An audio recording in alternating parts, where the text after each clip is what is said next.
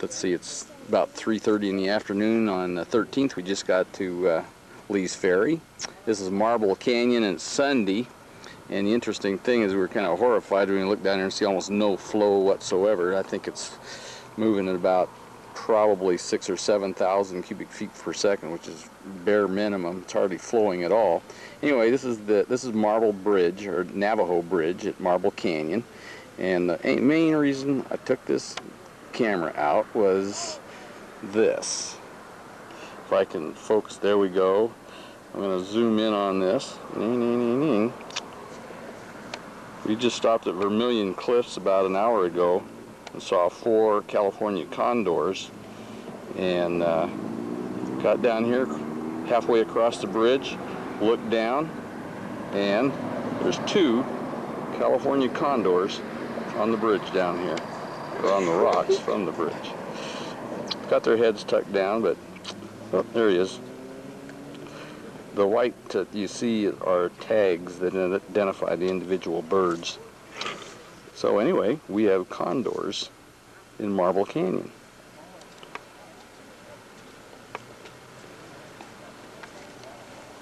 That's what we're looking at here. That's not a fair question. Okay. I'll tell you what, Jerry, you can tell us what we're looking at. We're looking at number 24. We're looking at number 24. 24 what? Well, you have to look around. Looks what flew in here just a few minutes ago. California condor, old number 24, just arrived. Right next to Jerry's van. Van looks like it died right there last night.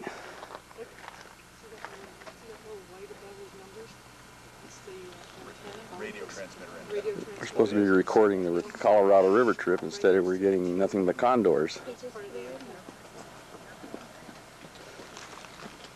Easy, guys. Okay, it's May 15th, and excuse me, I'm messing. Okay, 12:03, and we just got the okay. We can start loading up, and we're kind of waiting for another group to get going. And we have this afternoon to load up our boats and get ready. Tomorrow's our launch time. So here we are. River levels are running low this year, between 7,000 and 14,000 cubic feet per second on a daily basis, and we just arrived, been here for about an hour, and we've been loading up our boats. So our crew is over here, and I think we probably ought to go over and see what a few of these folks have to say about this event. See, John's talking to Hank about something. Okay, John, I know you're good at this kind of thing. You have anything to say? We got the 2 best guides here. We got Hank and John Snively, so we can't go wrong. I see your boats coming together pretty good. That's the first meet right here. Marilyn, what do you got to say? She's ready to go. It's over with. Okay, she says, let's get this over with. She's the only one I mate with, so I guess she's the first mate. Okay. Well, John? I won. This is, yeah, you're missing a few parts here. What's This so is hard warm-ups. What's so hard about this? No problem. So here's captain number 2, captain of an 18-footer. And That is the Jerry, plan. We're not in the water. anyone who has anything to say, you feel free to do so. He's going to keep you dry the whole time. He's going to keep you dry. And here's Aaron. Who's Aaron going to keep dry? Anybody and everybody. Everyone's getting wet in my boat. Huh? Everyone's getting wet in my boat. So you guys figured out how to put these things together so far? I think so. Yeah? We'll find out on the first rapid. If one of you made a mistake, the other made the same mistake. Is that right? I think so, yeah. Okay. Judy does know she's being photographed for everyone to see, everyone and their families. Uh-oh. What? Secret stash. Well, let's see. I'm back as far as I can get. Maybe I should get back further to show you all the gear that's got to go in these boats. So we have Lori, Ruth, and Judy working on the food detail. Somehow all the food has to come out of all these boxes and logistically and intelligently be put into dry boxes and coolers and loaded into the appropriate boats. And that looks like Hank talking to Peter Viavon. Here he's working on his boat. Everybody's busy. Peg cruising in. So this is the kitchen crew with their stuff. I know it doesn't look exciting, but it will pretty soon. There's our competition. Some of these 44-foot, 30, oh, they come in various lengths, 38 to 44 feet long, what we call baloney boats, kind of leftover relics from World War II. And there is today's private group launching. They're getting a late launch. So anyway, 12 o'clock or so, yeah, 12:08, and they are launching. And the battlefield is ours for the rest of the day here. I think we're going to do well. This is the Peter Viavant technique. He's been working on this boat for quite a while now. I don't know if he has anything to say about it. I don't know if it's in defense or what, but anyway, the boat's still being inflated. No hands. Okay. Okay, it's about 5:20. We spent the whole afternoon working and putting our boats together, and I think we did an excellent job of it. Oops, what do we got going through? Oh, just a raven. Actually, we've had a condor here yesterday. We had a condor landing right on the cliffs right over there where you're looking. And it's already been caught and sent back to, it's on its way back to San Diego for rehabilitation. Anyway, here we are. I'm the only one left here right now. It's about 5:20 in the afternoon. We've spent the afternoon putting things together. There's a commercial group kind of sitting back. Looks like they're getting ready for a group tomorrow. We actually found another group from Nescoin, Oregon, and the Oregon coast that are putting in dories, 4 dories, the day after we leave on Thursday. So the group's up deciding who's going to dinner and who's lagging behind and who's doing what. And Aaron Dennis is going to spend the night kind of sitting here looking at our boats. There's our boats all put together. It's got everything in it now, all the food and waters, and most of the gear except for personal gear. It's already loaded in here. And sometime tomorrow morning we'll be launching down the river. We've got Ranger David. Last Ranger was Ranger Blue. We'll call this one Ranger David. Have a meeting sometime tomorrow, 8 to 9 o'clock, and check us out. And at that point, we'll probably be free to launch and head on down the river. And so that's a wrap for the day. So here's our group already. The water's at about the lowest level, probably about 7,000 right now. With it'll probably be this low or maybe even lower in the morning. And hopefully the boats will be still floating, and we'll be ready to go. Okay. Let's see, we have May 16th. This is the morning of our launch, and this video camera is very difficult. Okay, it's 6:50 in the morning, and here's our crew. We did, obviously you saw that we loaded things last night. Still a lot of work to do this morning, and the Ranger still has to check us out. John's here. John and Marilyn are here rigging their boat, putting the finishing touches on it. They may have lost a life vest last night. We've had some pretty gusty winds, and may have blown out of their boat. Mostly what we're doing is trying to figure out all these. In that pile over there. Which pile? So this is the most difficult morning because we're trying to figure out kind of spatial arrangements of everything from propane tanks to whose gear that goes in what boat. That all gets sorted out later, but now it's kind of fit where anything goes. Anchor it in. There's Viavants working on their boat. And there's our new youngest senior member, who happens to be a boat captain, who always has something to say. And having said that, Aaron, you have anything you want to say to the folks this morning? No. Not a thing to say? Oh my gosh, well, Peg has something to say. Let's go. Let's go. Christian, what do you have to say? You went down this once before. Good Colorado trip. You went down this once before. And Peter It's Peter's first time to the United States, let alone the Colorado River. I think we have a wonderful day. We're going to have a beautiful day. We only have to do about 8 or 9 miles today. Oh, wonderful. Yeah, and only one rapids. One rapid? One rapid. Oh, only on the first day. Yeah, and you know, on the way there's some, you know what mountain sheep are? Mountain sheep? Yes. Sometimes we see them along the shoreline here. Okay. And you know what condors are? Condors? We've been seeing them. Yeah, the biggest bird, flying bird in North America. There are 7 of them living along here right now. So maybe we'll see them. Oh, we have seen 3 pieces. Yeah. Okay, good. Okay, next time we see you, you're going to be going down the rapids. Okay. All right. Oh, I hope you see my head, not my Not the back. bottom of the boat? Okay. Well, this is our very first rapid of the day. This is, let's see, the time. It's about 1:45. And this is Badger Rapid, which is rated at about 7 at this water level. I'm only showing you the upper portion of it. And we'll pan up here on Hank. He's the first one to, or if I can find him. Where in the heck is he? Let's see. I think I'm going to just have to wait for him to go through. There he is. So Hank seems to be, there's a big slick there that's going to be the route for everybody. And Hank just went through, and this looks like Christian. Oop, let's go the other way. Christian coming through. Christian always makes it look easy.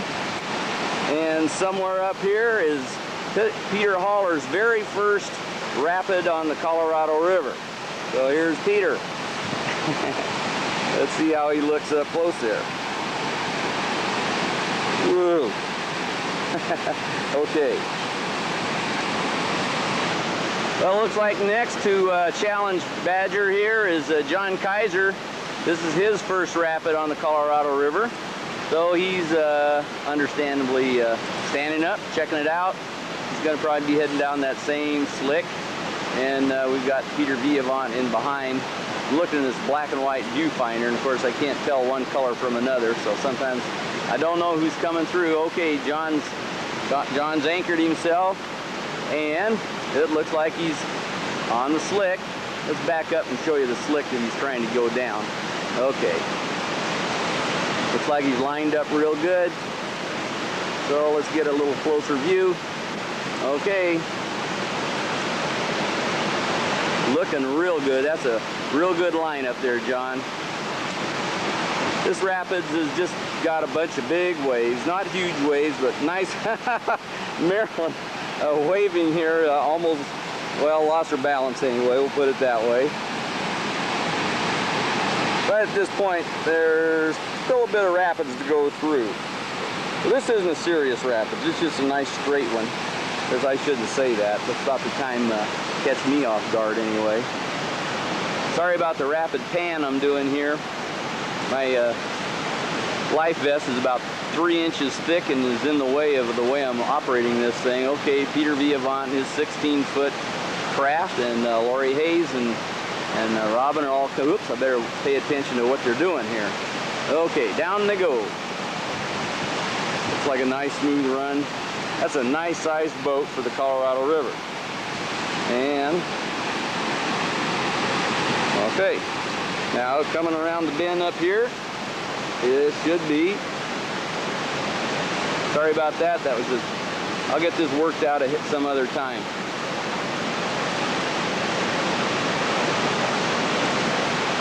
I'm trying to figure out who's rowing that thing.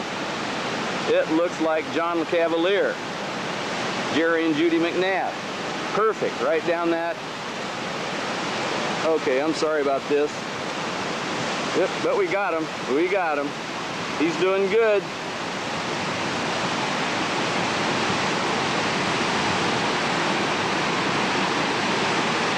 Woo!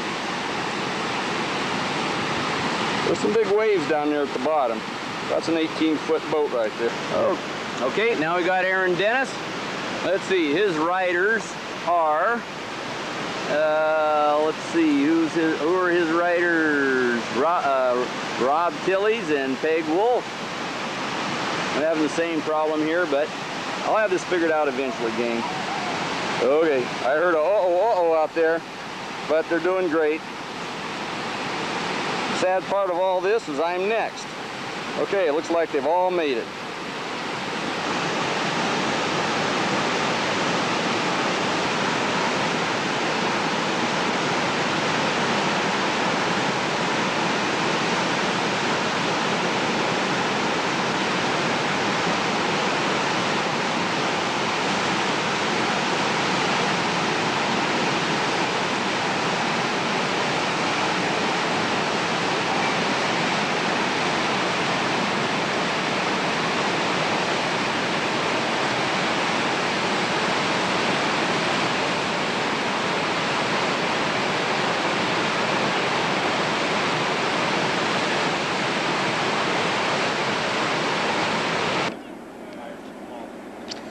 Well, let's see, the time is about 5 o'clock in the evening, and this is our end of our first day, and we're looking at Soap Creek Rapids down here. The very top of the Soap Creek Rapids anyway. We're camped right up here. Here's our boats. We're going to assume this is the high water mark. They've warned us that it could peak as high as 21,000 cubic feet per second, according to the whims of the California power needs. So we will never know if that happens. If it does happen, we're going to wake up in the morning and the water line is going to be, well, the river will be about at least twice what it is right now. So we've been here for about an hour and we haven't had our official orientation talk yet. So probably no one's gone to the bathroom yet. Anyway, this is the group finding some shelter in the shade. And a lot of us are probably going to be sleeping on the beach here, which is typical. We're going to be sleeping on these most people anyway, are going to be sleeping on these little cots right down by the river where it'll be a lot cooler. Temperature right now is about 90 degrees. Let's zoom in on some of these folks and see what happens. John's going to do a little fishing here at Soap Creek right after our orientation. So he's been getting his fishing gear rigged. And the rest of the folks are just kind of sitting around having a beer and a little refreshment before our talk. Get the camera! Oh my God! Jerry's got the birthday. Jesus, that smell back here. You do your duty. What a moving experience. Thank you, Nita. Now I only have 108 minutes left on this camp battery, so. We need a magazine. We need a magazine. Anybody bring a good housekeeping or You can take notes. National Enquirer. National Enquirer or whatever? The toilet paper, doesn't it? Yeah, toilet paper goes in there. in? Tampons can go in there. We don't. No plastic. No rocks. No rocks. God, we had somebody do that once, put a rock in there. Yeah. That was not a good plan. We have 5 boxes. Yeah, we have 5 boxes, Then go which should be enough. That's why there's no urine in there. Yeah, that's why there's no urine. Chemical in there? There's just some Things don't really Clorox, speed some up powdered the Clorox, and quick and easy, and Well, once you use it, we don't have to put anything no, in. no. You guys don't have We to do just anything. do our- Yeah, you just make your deposit. No second deposit. No withdrawals. Okay. And then okay, there's the hand wash system, and this is a little cup situation that you take a cup and put it in this little thing that had holes, and then you'd wash your hands. But the trouble is, if you get feces on your hands, you're just spreading it all over the place, and now you don't have to touch anything but that thing. Yeah. Do it again.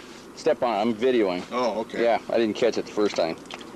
All right. Look at that. This is so you can show your kids, ladies and gentlemen. And then, okay, in the mornings, potty time is, especially when there's big rapids coming or something like that, it always... Well, it's 10:20 in the morning, and let's see, this is House Rock, one of our most, I wouldn't say our most feared, but one of my more concerned rapids. And we have Christian coming through. He's the lead this morning coming through. Looks like he's having a good run. Water level is extremely low. Whoop, there he is. Oh, we're down around 6,000 or 7,000 or less. Whoa!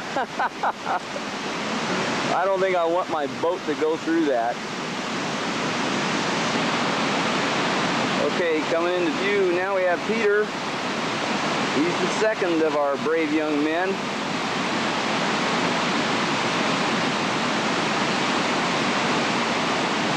I have no idea what kind of entries we're looking at here. All I see, I'm lucky to see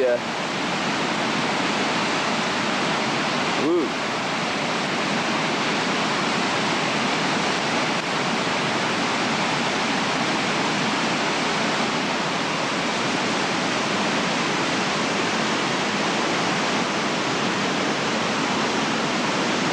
Well, Peter went through just fine. Good job, Peter. Now they'll be down there waiting to pick up the debris from our boats now. Now we have Hank coming through with his little solo canoe. Oh, what a chicken, Hank. You're hugging this corner. Making it, oh, let's see. He's even going to stop and look around for a little bit. Let's see what he does next. He's got to look it over.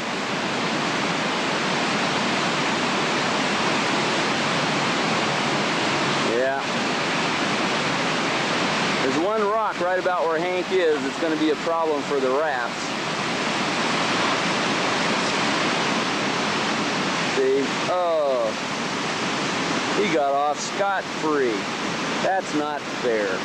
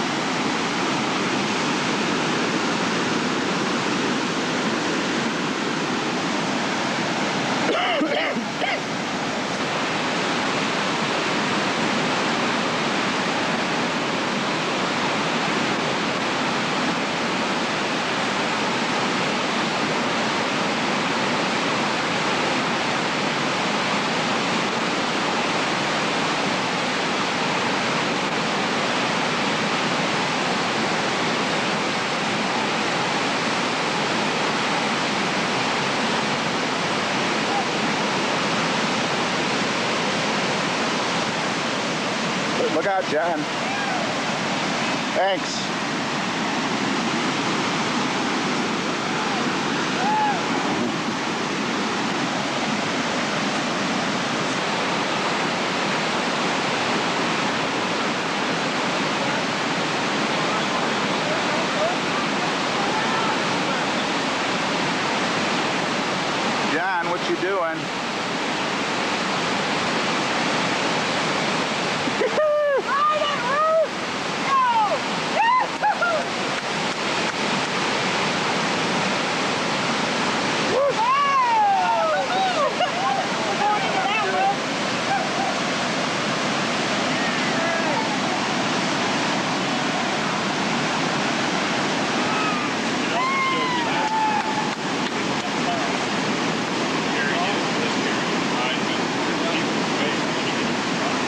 What's that?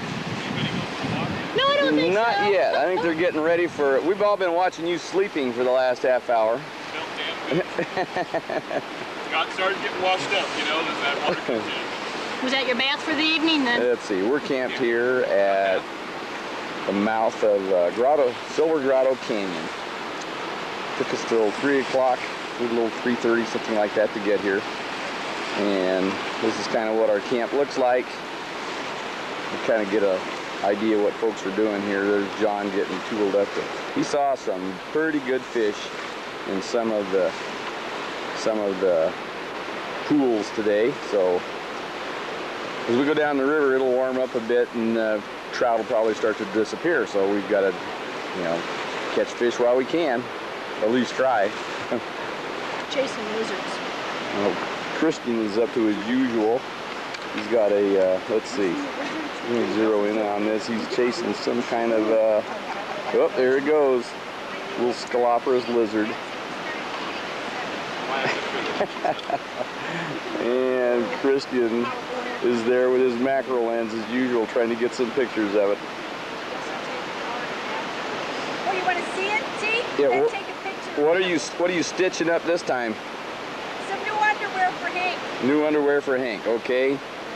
And now Judy knows that she's on the camera, so she's trying to act like... Hi, everybody, back home. I survived day 2 on the Grand Canyon. What did you think of day 2? Oh, it was very wet and exciting and up and down, and I just had a rip-roaring time, I'll tell you that. Well, you did, because it was the Roaring 20s. It sure was. Up and down and all around. Let's see. There's Hank, who saved all of our skins today going through rapids, what, 24, 24 and a half? 24? Ooh, the ugliest hole any of us have ever seen in our lives. Hank stood on a rock and kind of told each one of us which way to go, or where to go, something like that. Let's see, it's about 20 minutes to 6. John's doing, we'll be running out of good trout water within a day or two, probably. I don't know. I'm sure John's not real proud of bringing in this fish. It's, oh, it's 8, 9 inches. There he goes. But he needs the, ooh, very good. Hold it up there, John.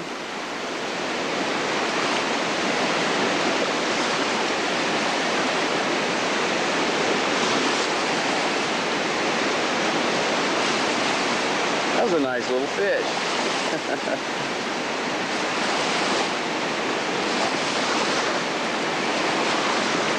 Where'd Christian go? I know Christian is one of the most avid fisher persons I know. He's sitting there wishing he was at the helm on that fishing pole. I know that. All our trips in the Arctic with Christian, he's got a fishing pole all the way down. He's fishing all the way. He really gets excited.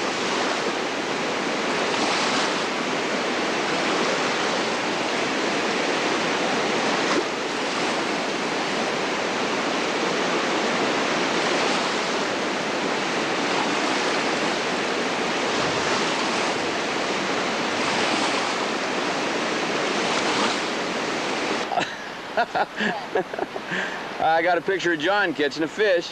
What are you reading? This is Tippy's last expedition. Tippy's last expedition? Remarkable journal of Shackleton's polar-bound cat. Ah, okay. So it's the Ernest Shackleton journey from the point of view of the cat. From the point of view of what? Their cat. Oh, okay. Cat. How was your experience for the first day in the Roaring 20s? Boy, that was an experience. What was your best rapid for the day? Best one? Well, I liked House Rock because it went through it real clean. Didn't hit anything. Didn't fall out. Nothing spooky, nothing scary. No. But the most thrilling had to be that hole at 24 mile. I think, I'm certain, you know, I've been through this is my 4th time, and the water level is so low, I've never seen it this bony. The waves are shorter, choppier, and higher. And so, so it was a pretty good day for all of us. Everyone, I think, was commenting on how tired they were. Yes. Including young bucks like you. Those big heavy boats are hard to paddle through them. Absolutely. Yeah. Hi, John. Hot doggy. What are we having for dinner tonight? Hot dogs, Hot dogs, baked beans, baked beans, beautiful salad. fresh, beautiful salad. Fresh vegetable, fresh carrots and tomatoes, you know, cabbage. Sounds mighty good. Cabbage. Sounds real good. Anyway, here's our cooking outfit, complete with floor, wash buckets, water, our Gatorade bucket that provides us Gatorade in the morning, and our tables. We have a total of 4 tables, and a kitchen. That doesn't look like a kitchen, but that's a big kitchen cabinet right there, and that's kind of the kitchen arrangement on the Colorado River. This one is 100 to 400 with stabilizer. 100 to 400 with a stabilizer, so you can hand hold it. Yes. Have you done it before? Yes. And it works pretty good.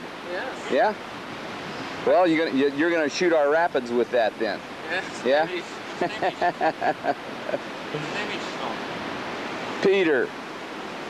Now, this doesn't look like Peter was tired today. Yeah. Peter had a good day. But Very long day. very long day. Big waves. Big waves. Did you have a good day? Yeah. Yeah? You went through House Rock in the roaring 20s. And what happened to you, Christian? You flipped over a couple times. Suspect Uh-huh. was broken. Uh-oh. Yeah? I only take one jump to a rock, Oh, it fell? and it was broken, and it was one jump to the rock, and it's filling water in the water. Oh, it's full of water. And what lens is that? 80 to 200. 80 to 200. But And a Pentax? Pentax 2.8. 2.8. How much is it worth? How much money? Oh, too much. Too much. Oh, that's too bad. We're going to carry this conversation a little bit further with respect to this lens full of water. What do you think Ingrid is going to say? Oh. Too much lenses. You can go out and buy a new one, maybe? Maybe. Maybe. Okay. Maybe she's happy. We'll see what what Peter has to say about it. He knows.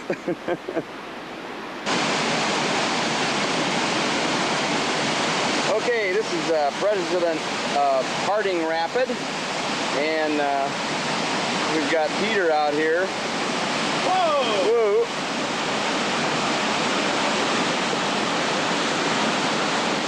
Come on up, Peter. Okay.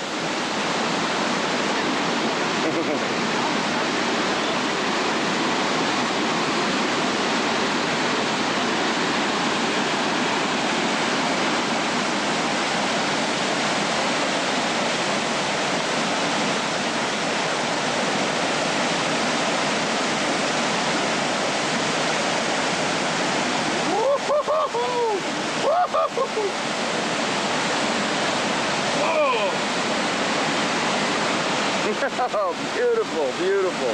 Let's see. This is Peter. Peter with the red hat, Christian with the black hat.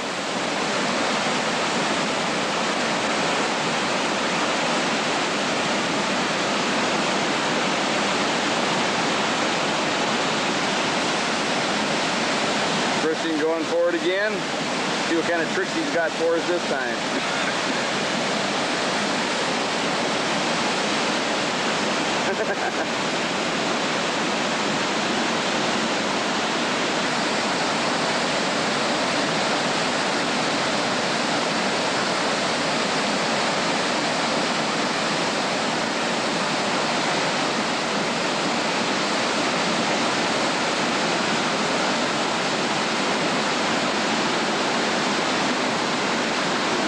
And we got Christian coming in again.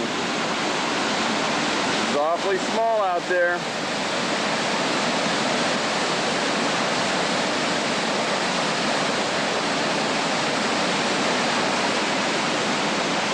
Oh, I think he tried for it but missed.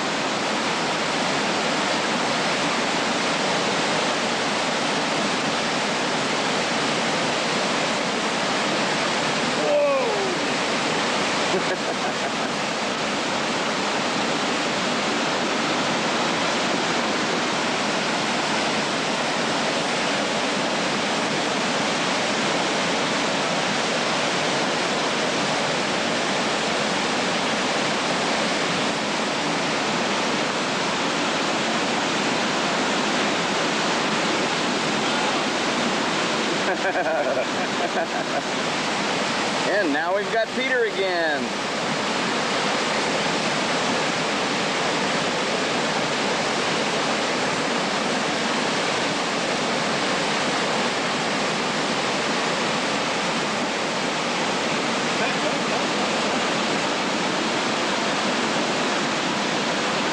Okay, this is, looks like May 20th, and this is Sunday morning. I think the flows are going to be down, starting sometime today and maybe stay down. And we camped at Nankoweap last night, which is a wonderful campground. Some folks hiked on up to the Nankoweap granaries. And we're headed for the Little Colorado, which would be about 9 miles down. But between here and there is Quadrant Rapids, which is a Class 6. And hopefully we'll stop and maybe take a look at it. Just heard a yell, yeah, hear that in the background, is a yellow chat yakking at us. So let's see how people are doing down here.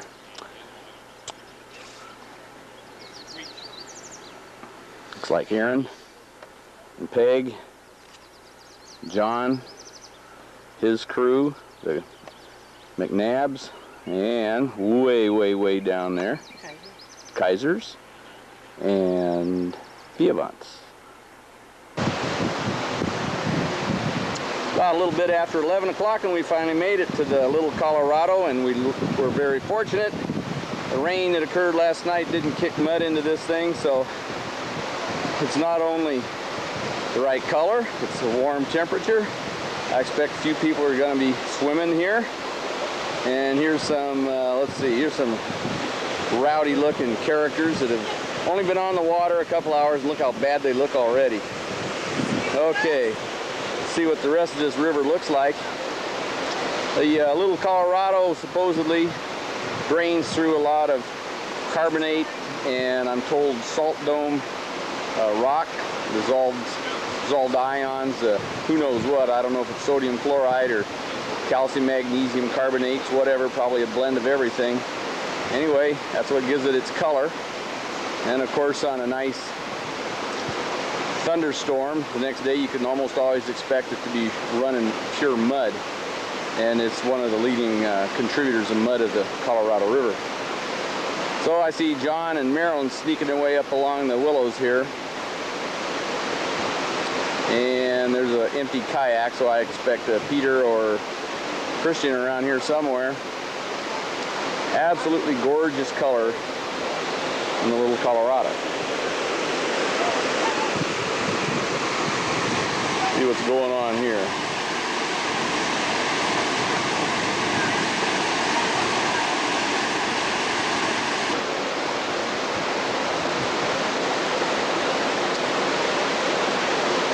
What do you think, Marilyn? Pretty nice. Pretty nice. See, you brought your swimming suit. Yep. You're going to dare to go in? Is that where you float down from? Yep. Here comes John. Paradise. It's a good day. Welcome to paradise. This is the Hank Hayes technique. These life vest, clothes, everything. Look for a deep spot.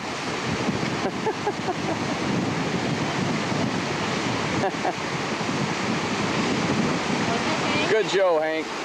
There's the Ruthless with her Ruthless hat on. All right.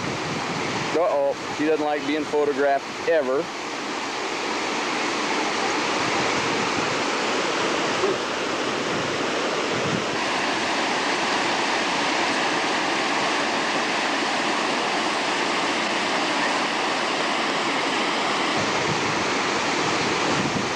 Hank just can't quit playing in the water.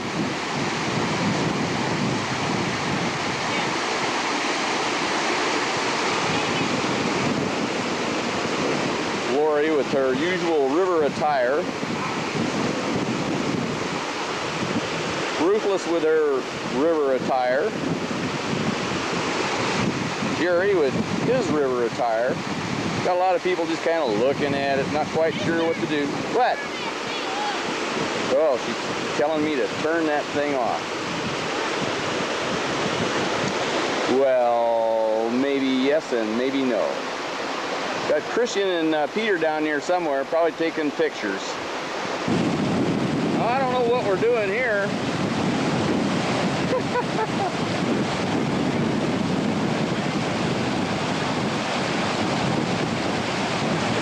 I guess Christian's going to run the rapids here.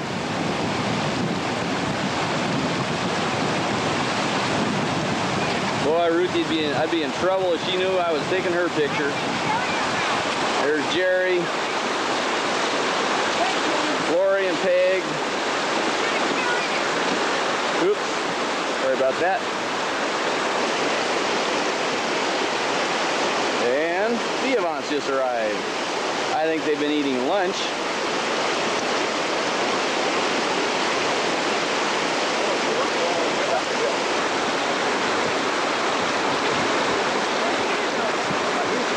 Hiked up the hill and wanted to get an overall picture. He came back to the boat. The boats and was looking for his tripod. Oh. And I couldn't find one in any of the boats. The tripod.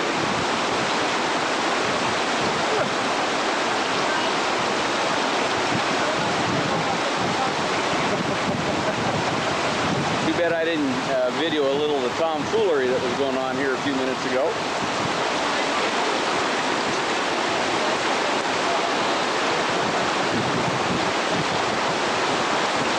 Ruthie likes to play in the water by herself.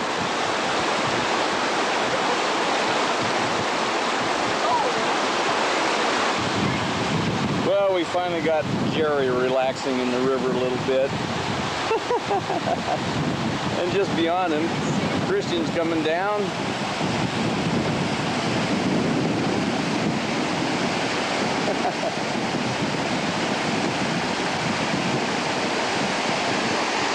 And there's Peter. Where have you been, Peter? I hear you've been eating lunch. Yes, I've taken my lunch. You haven't taken your lunch.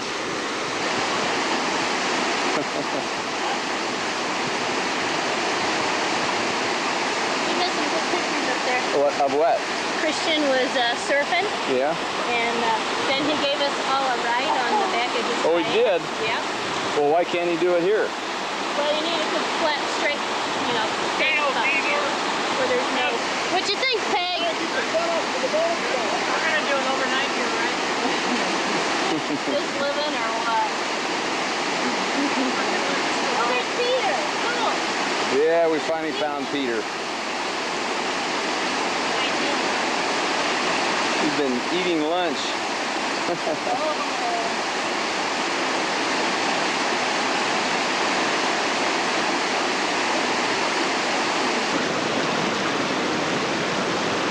Well, we're looking at Hance, and unfortunately Hance is the lowest water we've ever run it by far. And we think we picked a route. It's going to be real tough. Basically down the center and then start pulling to the river left over towards this side. It's just a bony thing all the way through. Rocks everywhere you look.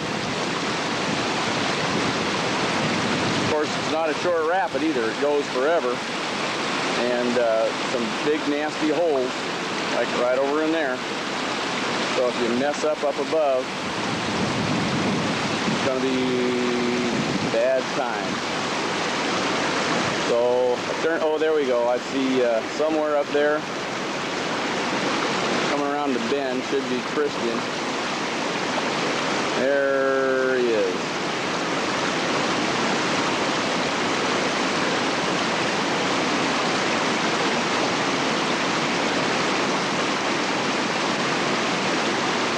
Kayakers, of course, whoops, where I lost him. Always make it look easy. They can get around when these big boats can't.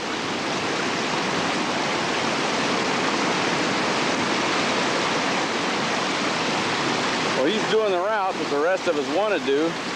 Question is, can we do it or not? Pulling a heavy boat, a lot of weight in these things.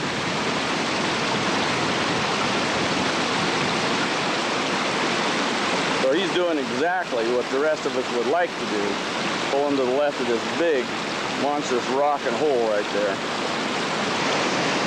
It's like we got Peter doing the same thing.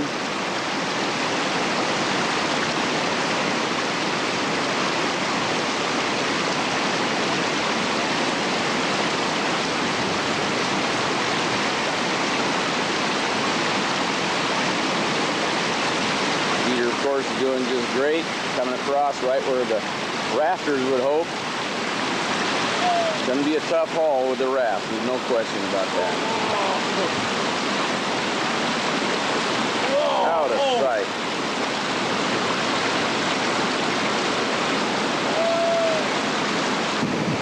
There's Hank coming down on this side, which is an easy thing to do with a canoe.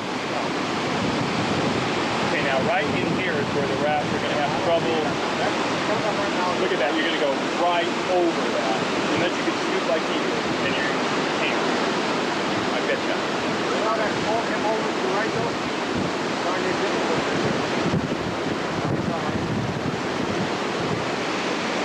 Well, we have Peter coming now. He's the first of the, where'd he go? First of the rafters.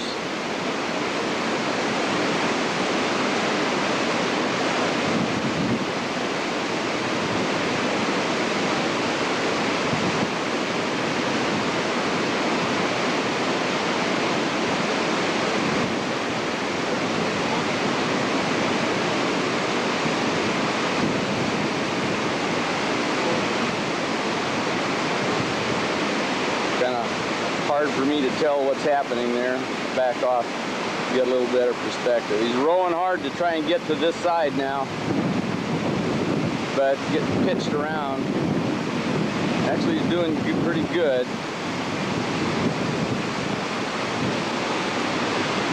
See if he's getting where he wants to be. He missed the first rocks there. Missed the second set of rocks, but pretty close. He's not over this way as far as we'd like him to be. And he's going right down the big ugly hole. Oops. About a half hour between, or a good 20 minutes between each of our boats. And John Kaiser and Marilyn Kaiser are coming through now. So I think I'll probably run my little craft through next.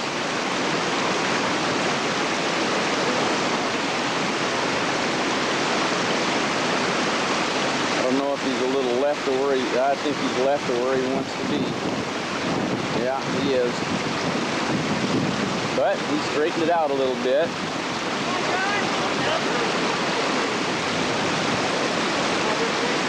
Doing good now. Probably full of water, making it real hard to maneuver that thing. Marilyn's just kind of hanging on out there. Okay, he made it to the right side of the first nasty rock, going right through the big hole. See what happens. It's actually another, oh, he went through that one really nice. Now, okay, John, straighten it out because there's another nasty one down there. Almost flipped the Avant.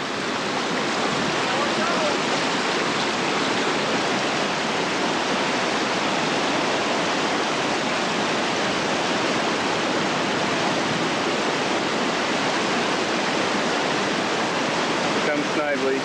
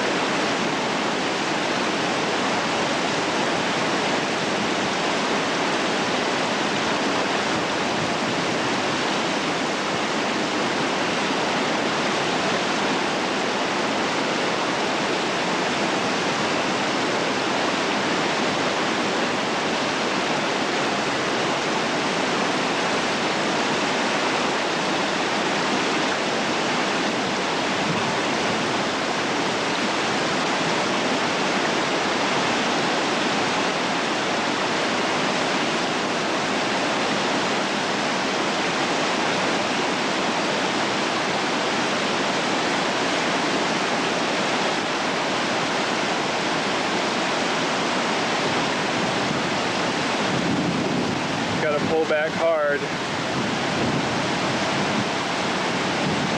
That's his goal.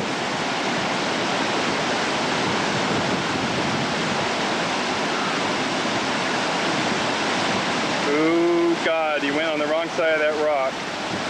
He needs to get, he's way over right. See what he can do. Way far right.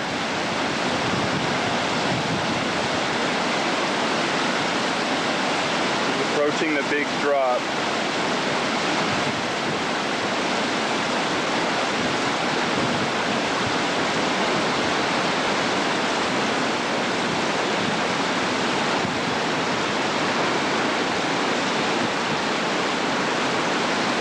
Turned out to be a pretty clean run way on the right.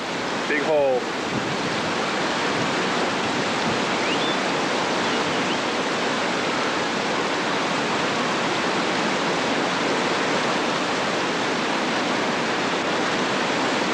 Shows you how little he is.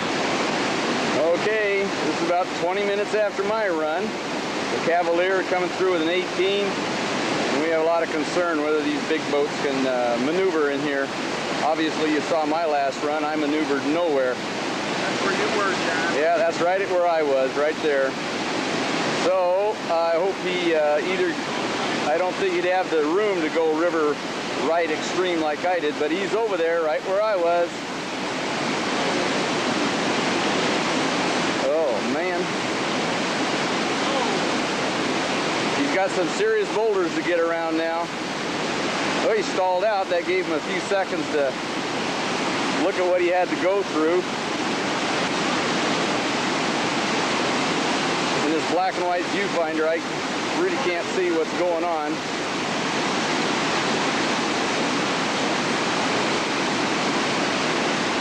Looking good so far. Looking real good.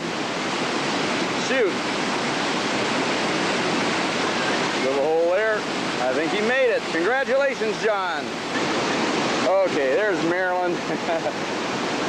Big round of applause for John. He's had some of the best runs so far.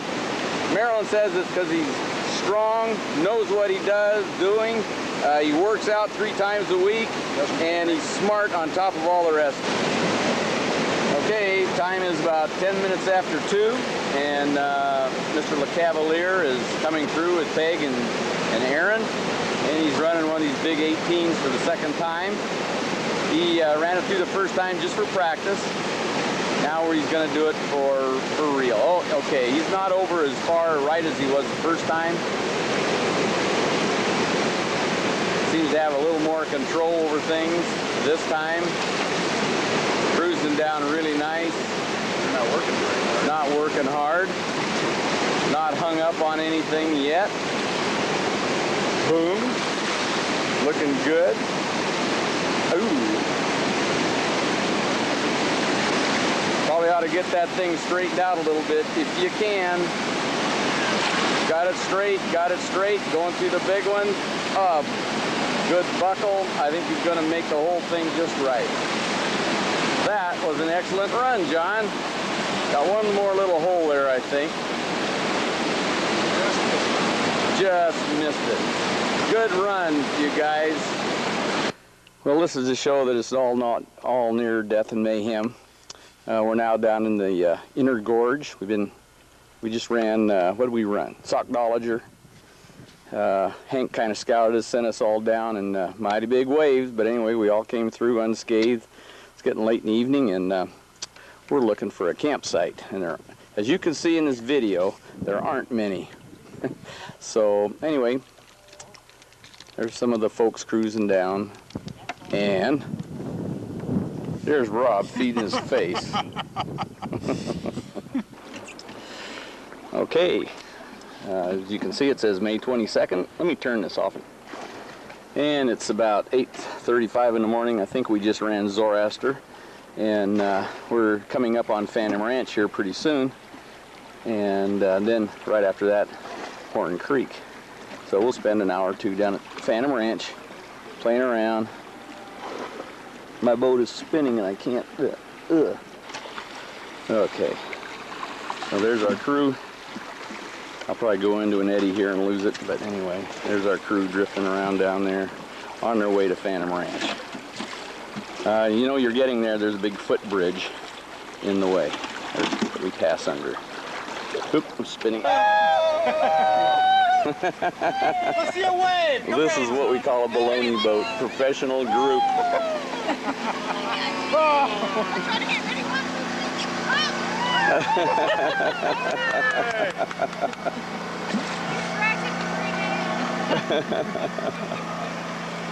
That's the noisiest motor we've heard. Well, they're gonna beat us to the ice cream, I just know it. I told Lori it's too late.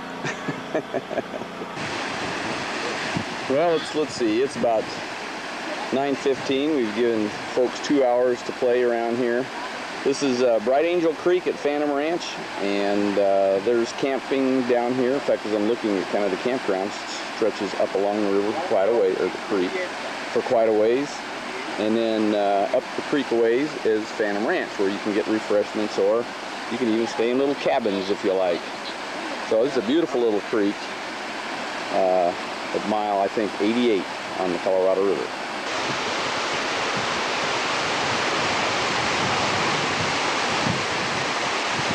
Just another view of Bright Angel Creek. That's the campground over there. Nobody in the campground.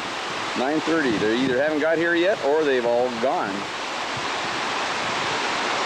So, for what it's worth, looking up the black rock here in the inner gorge is the Vishnu schist, and the red rock is the Zoroaster granite, both at about 1.8 billion years old.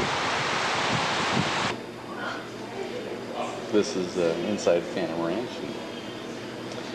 It's nice and cool in here with some fans going. And Christian, who doesn't like to write, is writing his family. And Peter, who does like to write, is writing to his girlfriend probably. And let's see, there on the wall is a saddlebag. All the mail goes out of here and in probably, but certainly out. Only mail in the United States carried out by horse or mule by the Postal Service. And this is the little, actually they have wonderful dinners down here, breakfast. You have to order in ahead of time. See what's going on over there. Oh, you have to stamp your own, I guess.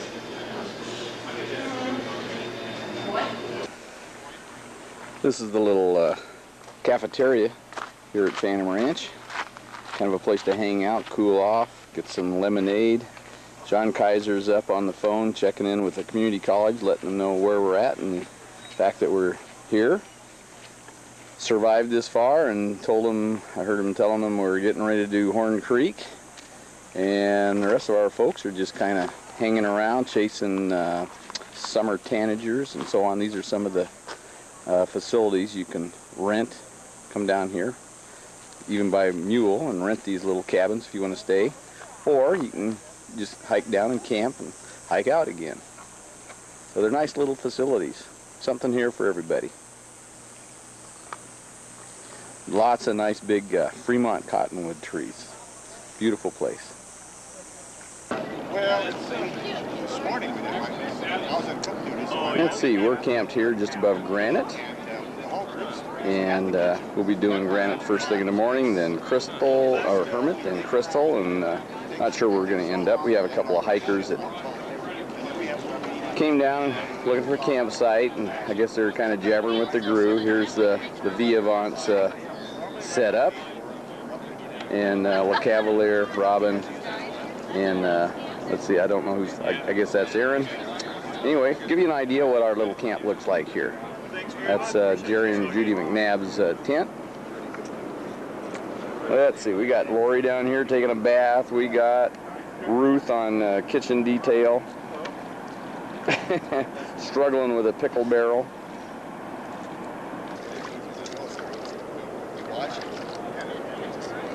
I see Jerry found a new compadre to talk to, probably from this other group. Mr. Le Cavalier, always sitting under the shade with something, a mug of some sort in his hand.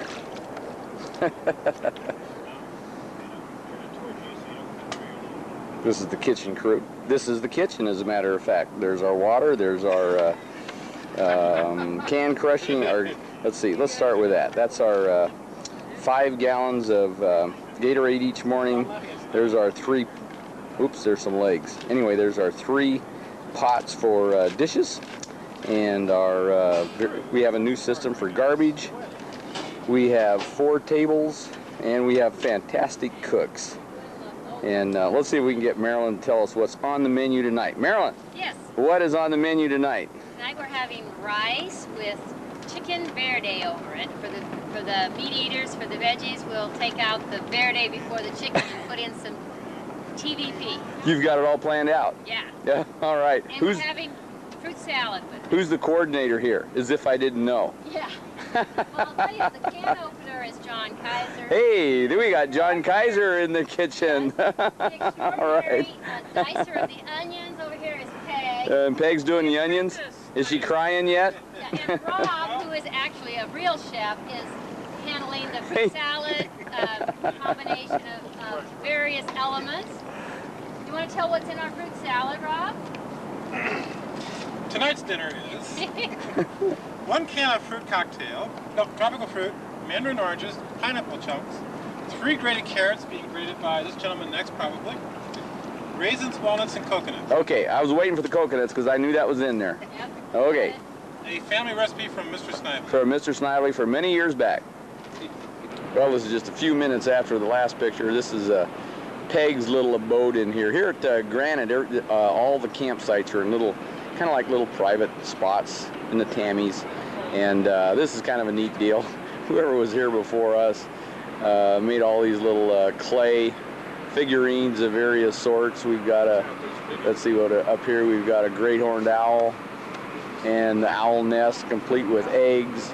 We have we have the Simpsons. We have a little bit of everything in here. And so I don't know what it is, but it's provided a lot of humor for both of the groups, mine and this other group. So anyway, just thought you ought to see this. Bye-bye. Well, it's the morning of the 8th day, May 23rd, and there's what we're trying to avoid this morning. Big hole in Granite Rapids I'm being whistled at here, which apparently means somebody's coming. So I'm looking. I know we're looking right in the sun. There's Christian.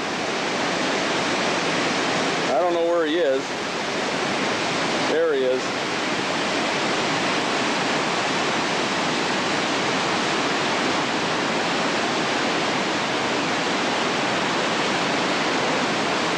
Bad lighting here. Oh, I think that was Peter. Well, I'm sorry about that. Christian went through and I didn't even see him. He was in there with Peter somewhere. Trouble is, I'm looking straight into the sun and I can't see people coming. But the boats obviously will be a lot bigger. So it's kind of a big waves, kind of a clean sweep, but we're kind of worried about the big hole down at the bottom. Well, once again, we got Peter running now, and I know you probably can't see anything because I can't. He's kind of aiming the camera in his direction. I hope that I get him. And I guess we got him. He made it to the right of the big hole. Good deal. Good run, Peter. A couple of more big waves down there. Now we have John and Marilyn Kaiser. He's entering a little bit more to the left. We'll see where he ends up.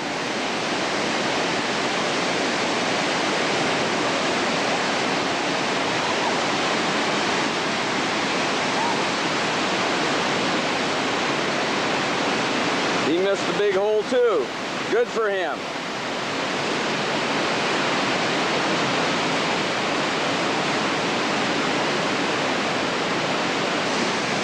I think we have Mr. LeCavalier coming through now.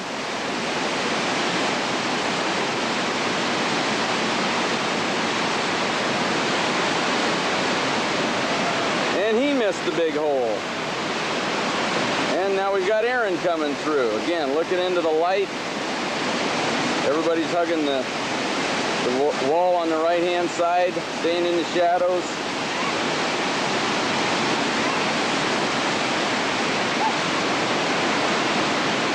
Good run, good run, good run. Woo, big one down there. Almost missed, oh I did, I missed Hank. There he goes.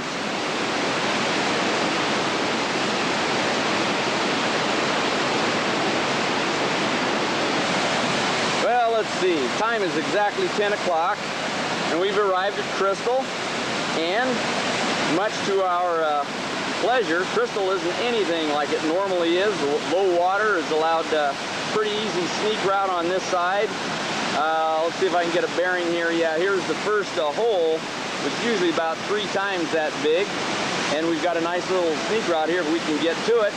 And that's followed by another fair little hole, but a couple of other groups have gone through and actually went through that and had no problem at all. And then it just kind of tapers on out. The other side isn't nearly as boily and riley as it usually is. Normally the waves are just smashing and thrashing against the rocks on the other side. Boats are banging into the side.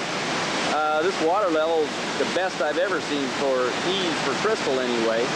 Having said that, I'll probably have chaos and mayhem. I see one of our little kayakers, which appears to be, oh, I see a red helmet, so it must be Peter. So we got Peter coming in here.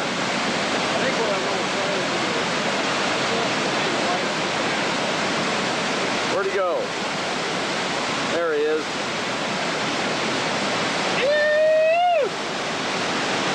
Oh yeah!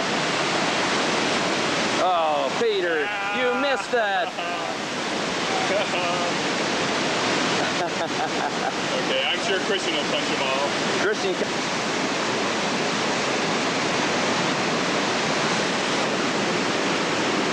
We're still waiting for, Hank just came down and I thought I recorded him and I didn't. I apologize, Hank. No problem. And we're figuring things out here. Oh, we have John and Marilyn coming into Crystal now. Good shape, though.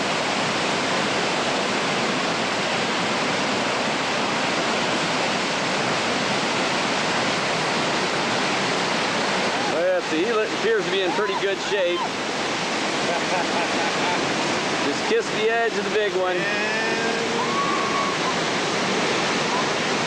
Ooh, almost stalled out on that one. Good run though, John. Here comes Peter. Oop.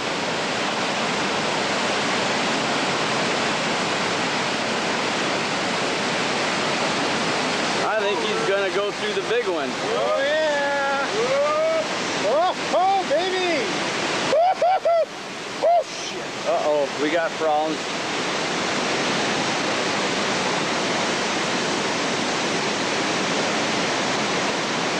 Kayakers are going out.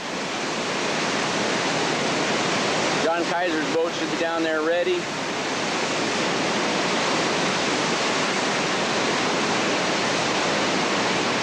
Both Robin and Peter,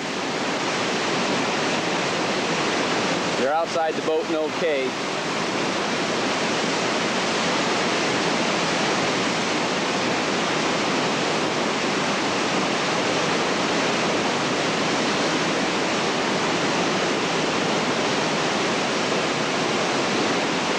Kaiser's pull them on board. Unfortunately, they're drifting down towards an area that's a rock garden. I think they'll get the boat below there eddied out.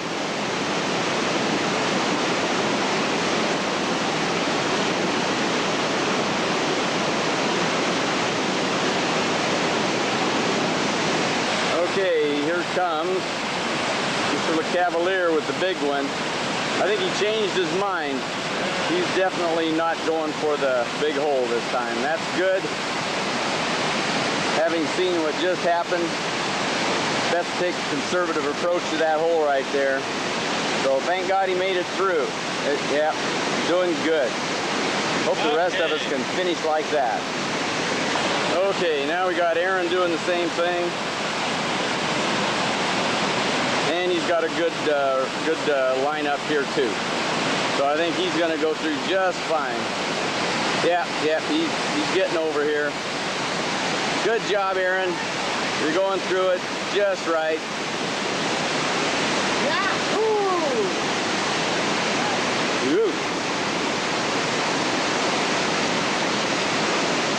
9:30 in the morning, our 8th day. It's like May 24, and we're hiking up to a little area called Elves Chasm. And there's the little chasm area right there. So, and we got a big commercial group sneaking in right behind us here. Just more little pools of water working our way up to Elves Chasm here. Very typical of a lot of little side canyons.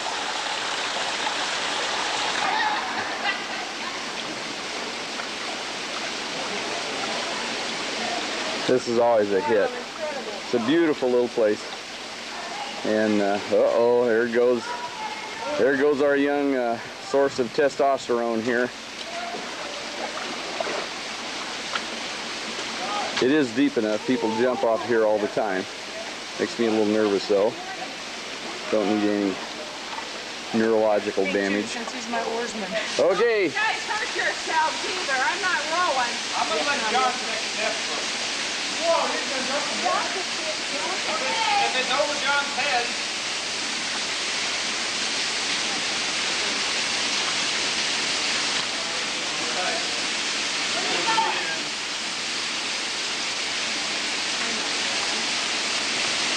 Ready? Are you going to jump, Aaron? Looks like it's over his head. You gonna go from up there, Peter? Yeah, you go ahead and go first if you want. All right, I'll go. Oh, excuse me, John.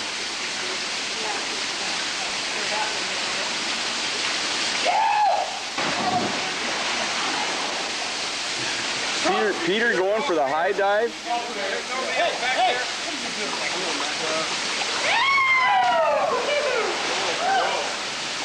Nice. He came up.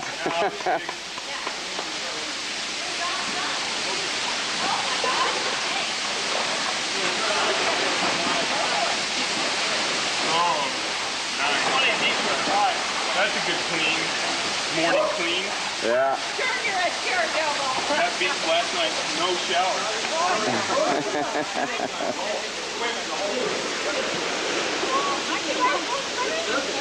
I did. Oh, you did. Did you get Peter's run? You probably were too slow for that. Peter's jump?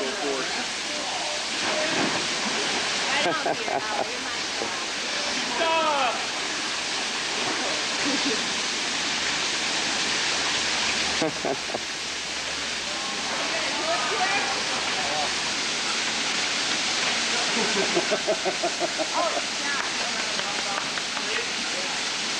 Oh, we've got John Kaiser up here. No screw-ups, John. You're on film. He's on the low board, though. Good thing he's retired.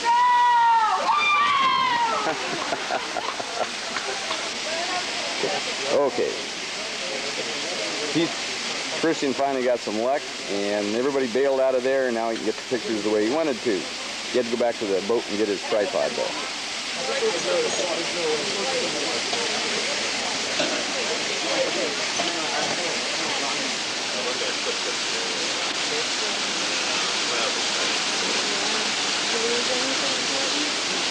Lots of black.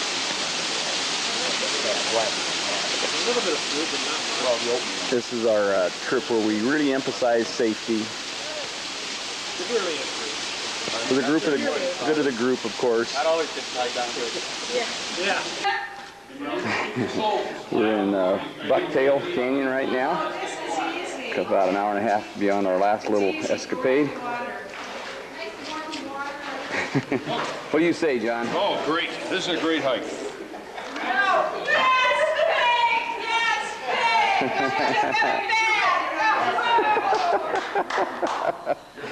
She's finally a Christian.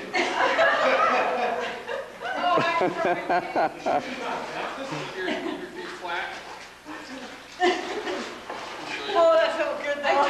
follow me. Yeah, this is easy.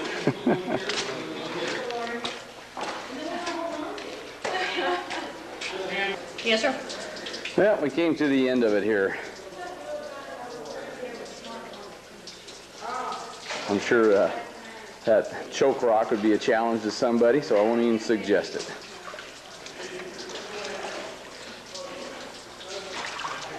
Unless you're Indiana Jones rock. That's what we refer to those choke stones. Yeah. What's a choke stone? That big boulder stuck there? Yeah. Oh, is it the temple at Doom? It goes up a ways there. That's the Tapeat sandstone, which makes a very abrupt transition with the Vishnu schist down here. 1.2 billion year unconformity. Okay, John, I just take it over there. We need somebody to swim. Did they hit this already? Yeah, they just left. Oh, yeah, let's go. Okay, Aaron, scoot Typical down. little dead end here. Oh, Marilyn, what do you think? Hey, this is the greatest. Yeah, love it.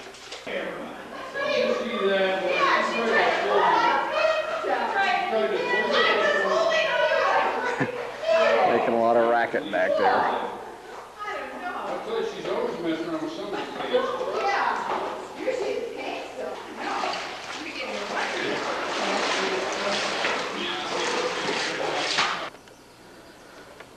Well, this is morning of the 9th, and we camped just above Dubendorf last night. Ran Dubendorf at real low water. Everybody made it through it great. Our strategy was to camp there, run 6 miles this morning, and hopefully get Deer Creek Falls campground.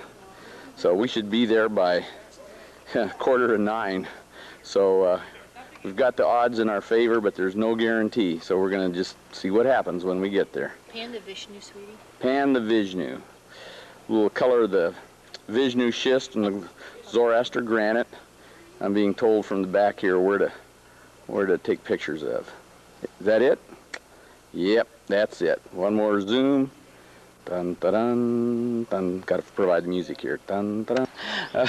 It's about 8 o'clock in the morning, and we're on our way over to Thunder River, which is about a 5 to 6 mile hike.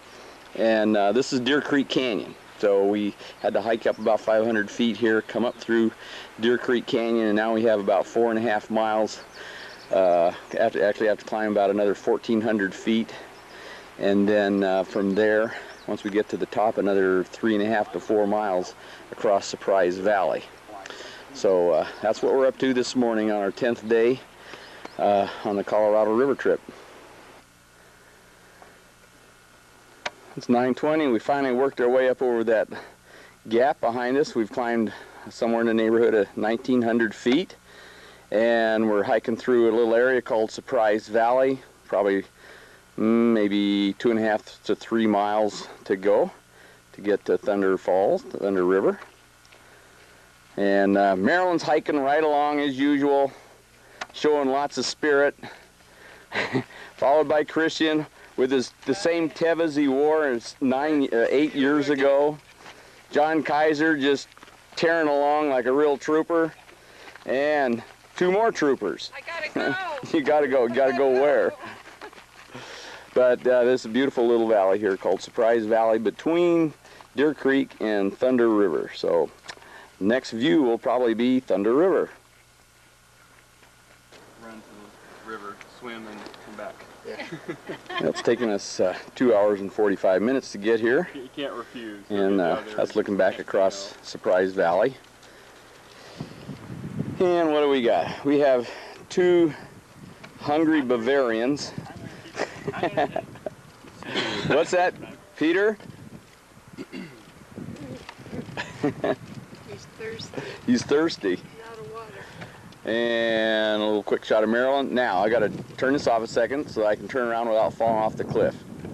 So we have Jerry sitting here perched. What do you have to say? Magnifico. Magnifico. And down that way, the way we're looking is the Colorado River. And this is looking up Tapeats Creek. And the drainage is actually, looks like Tapeats Creek comes down this way and then we're going to be heading towards the falls, which is right below Thunder River, which is the falls just below us here. So we have to go down there just to get the water so we can hike back. Jerry says, Making our final little descent here. It's going to be quite a hike out of here, but there's our goal. Beautiful Thunder River, little short tributary of Tapeats Creek. And it's just a beautiful little riparian area. Hang out there for an hour or two. Stock up on water again to go back. That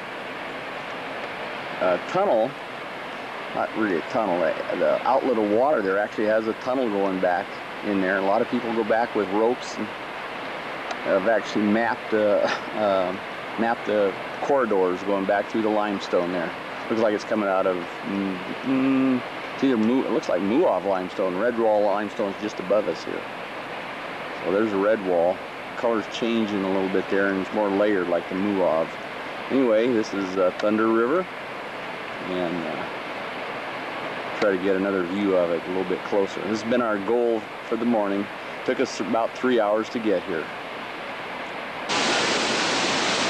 Well, we made it here about 10:30, and kind of pan up and take a look at this beautiful falls coming down. And our group, most of our group has made it. First time for Aaron. First time for Peter. Second time for Christian. Marilyn. John Kaiser. Robin.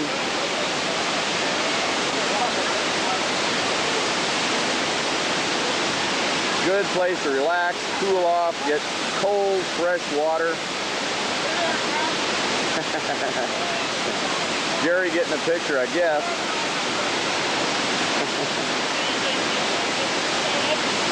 All but two, I think, made it. Go ahead. All but two. This was the place Ruthie wanted to get to, saving her feet for the whole trip to get here. And at the last moment, she had to decide couldn't do it because of her feet, and then Peg stayed with her. So Ruth and Peg stayed back, and virtually the whole crew got here.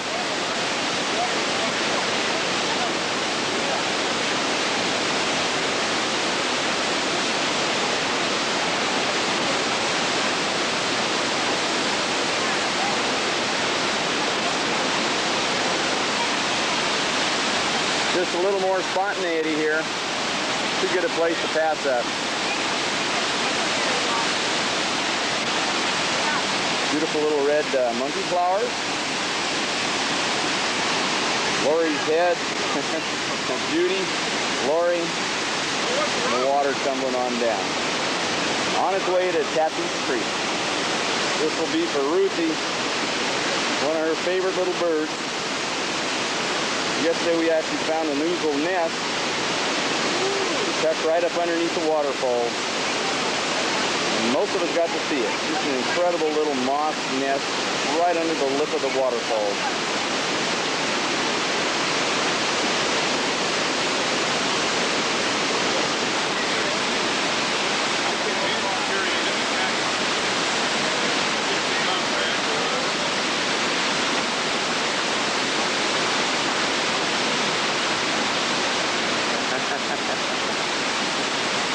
Peter's a natural movie star. Could I use my evacuation insurance? My feet hurt. It's going to hurt more without socks on. Yeah, Lori, you're not walking without socks. I know this I mean, will one impress of them's everybody. bleeding. You do not want to go without socks. Okay. They really Those are 3 killing blocks right there. Yeah. They're Oh, you slump wanna put a blocks. They've Band-Aid all on it? broken loose and No, slid it's right at downhill. the end. Now. Can I From put the other side there, you can see You're how right in they, the corner. I yeah, think their going without socks orientation would of be way the worse. bedrock Really? is Yeah. completely different Oh, than the they're stuff it killing came me. from. Really? So they've all Yeah. broken My loose. feet are Very common swollen kind so of thing. much. From way up high, just slid down? Yeah. See, he's Gravity. bleeding right there. Yeah. That's what you're sitting in. It's another big one. Do you have an ingrown toenail there? I don't think so. I guess guess we'll have to carry Lori. So I wonder how many Paiutes and Shoshone and Anasazi done exactly what we're doing here. Yeah, you better believe this was a spot. Rocket in that warren. Before. Well, we're making our way back down into, what's that? You are on the throne. Heading back to Deer Creek, and it's over 100 degrees already out there in the sun, and we know it's going to be a good 110 in camp, so we're just kind of stalling. We're in a little place called the Throne Room. So you can see Jerry and Judy sitting on one throne. King Christian is on another throne. Prince Kaiser is on another throne. And we have lots of little thrones around here. Yeah, and the humble servant women are here. And what makes this place also kind of special is this beautiful little waterfall that comes down. If I can pan in on it, comes right out of the limestone, just like Thunder Falls. I don't know what that looks like in the video. Anyway, this is life at 2 o'clock in the afternoon in the Grand Canyon. We're headed down to the lower camp now. We've been kind of loitering up here, trying to keep cool. This is a little slot canyon that goes for maybe 300 yards or so, and then spills out into Deer Creek Falls. This is the beginning of it.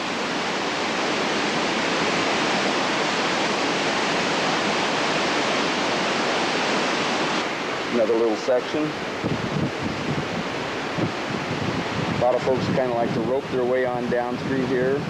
We understand it takes 3, maybe 4 ropes to get far enough down to see the edge of the canyon, or the edge of the falls.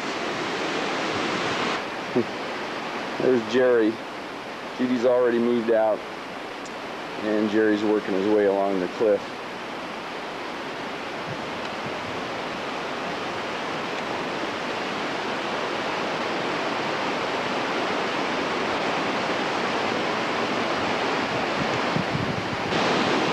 There's Jerry, still out ahead of me.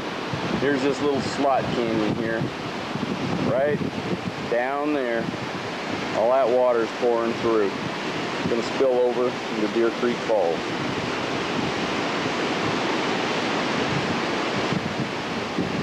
See how far down that is.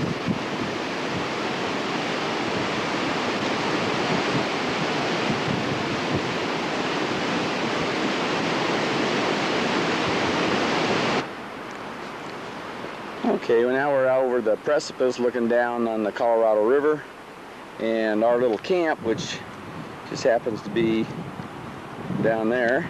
There's our boats and our little camp. Nothing's blown away. Nothing's last year, or 7 years ago, rainstorm literally had a creek washing through there and almost washed a lot of our stuff away. Temperature is about 105 in the shade and 115 to 20 out in the sun. So it's a hot day, and we're kind of taking our time getting back because we are not sure we want to get back out there in the sun. But down on the bottom will be Deer Creek Falls, and I know we'll get warmed up there. Video right now is on a baloney boat parked below us. A lot of the tourists are up here with us right now. Here it is towards the end of the day. It's about a quarter after 4, and this is this beautiful Deer Falls waterfall that we've been camped across from for 2 days now. Ruthie and Peg hung out here for the day, and the rest of us hiked up. I hope there's a cold beer over there waiting for us. And let's see. This is what everybody does when they come down. Get out there and try and get cooled off as quick as possible. I think he slipped a sticky wicket, frankly. There's too much heat today. Okay, I'm gonna go over there. One more look at this absolutely gorgeous waterfall, Deer Creek Falls.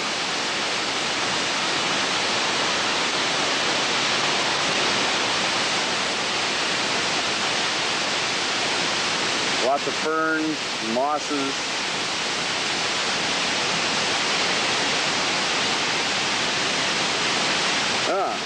Didn't mean to get all these rear ends at once, but oh well.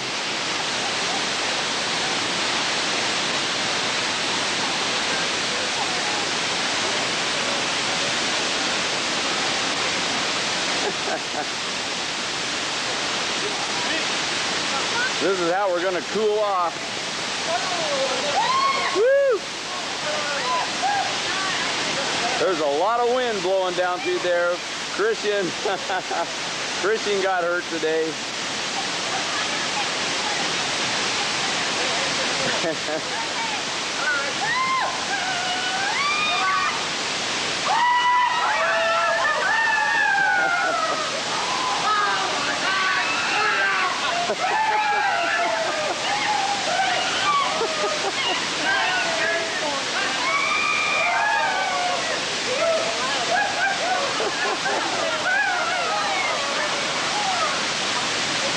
And that's how we cool off on the Colorado.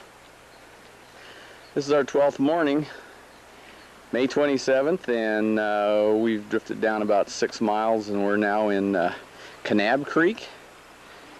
And Kanab Creek is a long creek, goes all the way up to the town of Kanab and past, so it's a long drainage. But it's an open canyon for a long ways. Last time we camped here in '94, we were here during the thunderstorm, and the water level rose about 4 feet on us. Almost took out our camp and everything. People had to kind of wade hip deep and more to get back to camp. Today it's a nice warm morning. It was 86 degrees at 7:30 this morning.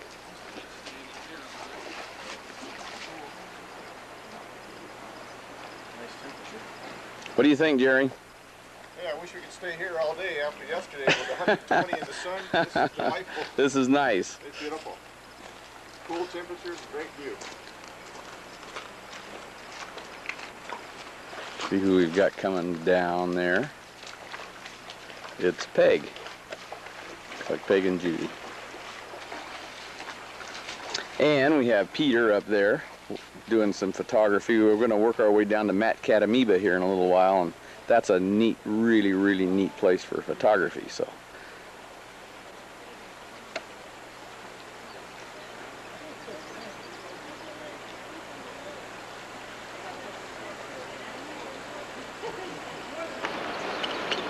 we're about 15 minutes below Kanab and just above Matkatameba. And here's a group of desert bighorn sheep. Normally we go blind them so fast we don't get a chance to video them. I just managed to catch a little eddy here. And the ram, I assume that's the ram, he's been pretty interested in us. So there's a whole little group of them. I can't tell how many there are in this black and white 7 viewfinder. 7, I guess. Cool. That looks great. And let's check this guy. Oh, beautiful.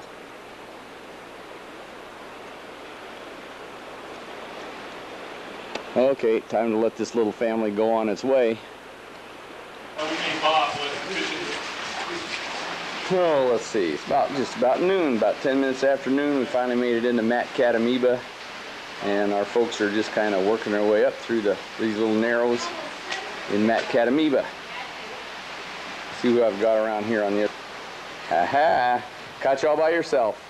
Caught me without my hat and the correct, I'm not in the correct dress code. Oh, now you are. Okay.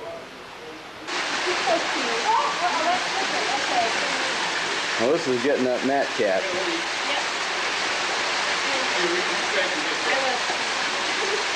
Well, don't worry, just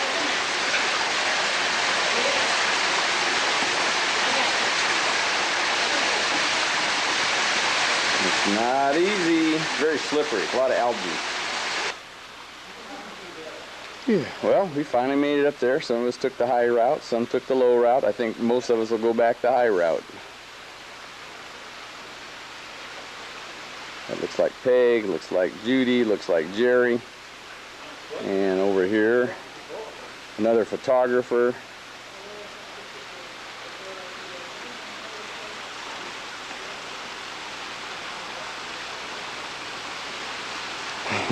Christian, of course, taking advantage of the curves in the rocks here.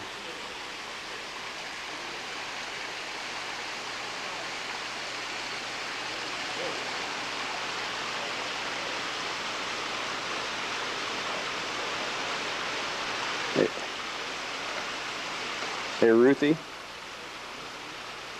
Hi, Snug. Gotcha. Oh, brother and sister. Here we are. I met Cat and Eva.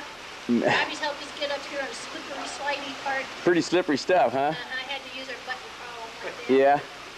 But, Had to defy gravity both ways, right? Yep. it was worthwhile. Christian's taking pictures as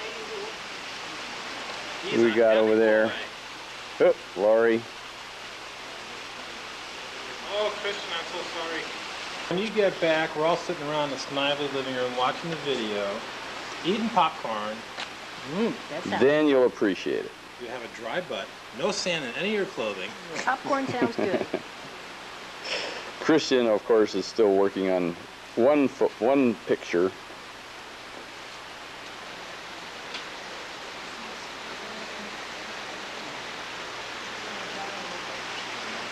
Still in Matt Cat, John and Marilyn, Peter.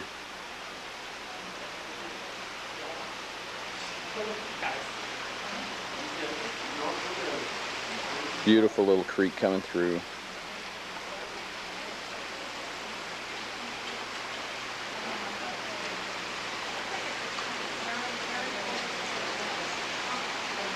And who do we see here but Mr. the Cavalier?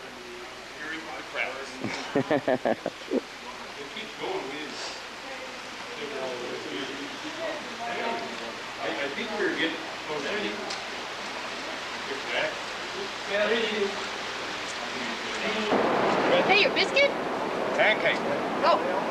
One of the last Well, pancakes this is, I as you can see, the 28th. It's about 9 o'clock, and we're all tied up here. We just left the ledges, and we're all tied up at the mouth of Havasu Creek, and we've got a group of 5, I guess, that are going to be hiking up to Beaver Falls. And so here we are, just getting tied up. We'll give you an idea, kind of our lash-ups on some of these places. Boat to boat, boat to rocks. People talking to people. And we've given people 4 hours to get up to Beaver Falls and back, so they should be back by 1 o'clock. I suspect it'll be more like 1:30 or 2, but that's the way it is. Uh-oh, who's that? 1:30 or 2, huh? Yeah, yeah.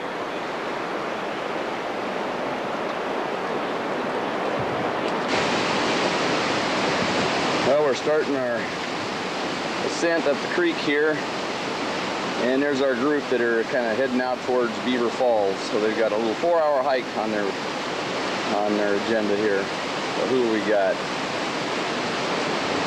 Notice Marilyn was out ahead.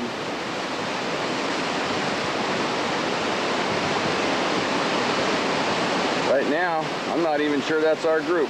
No, That's not our group. Okay.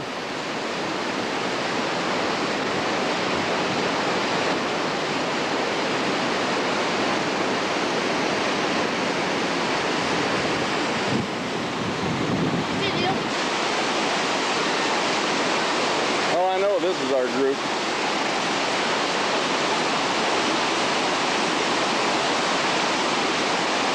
Come on, Robbies, you can do it. It's not deep, it's even warm.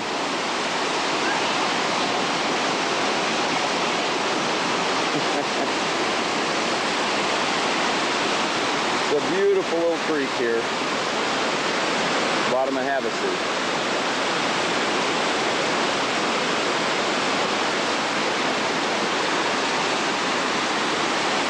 See how our river crossers are doing.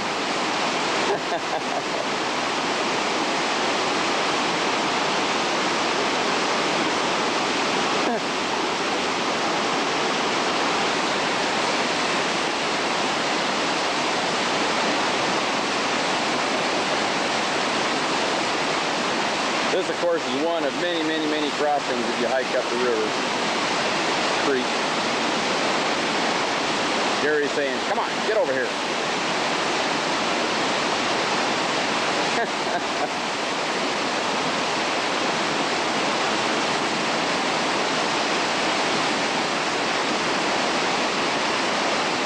Watch out for those salty crocodiles.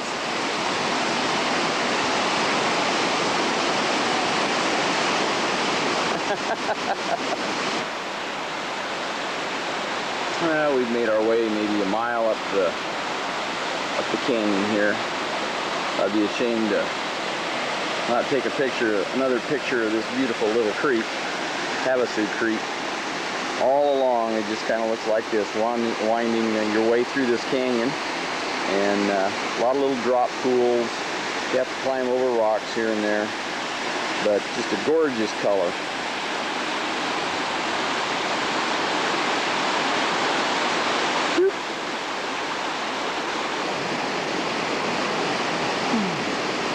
It's about 11:30. We're still waiting for the hiker group.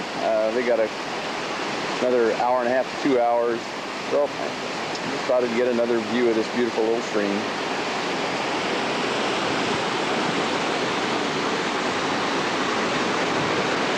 Great place to jump in. The water's deep.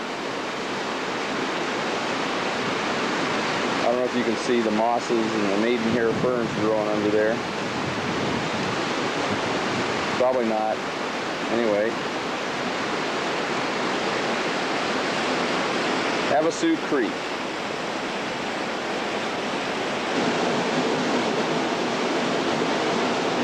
Little tunnel through the travertine here.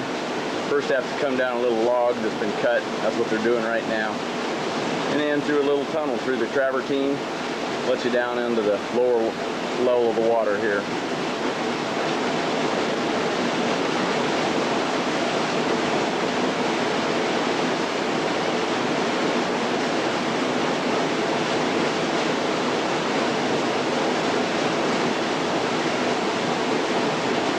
Okay, Judy, you get to show us your dexterity now.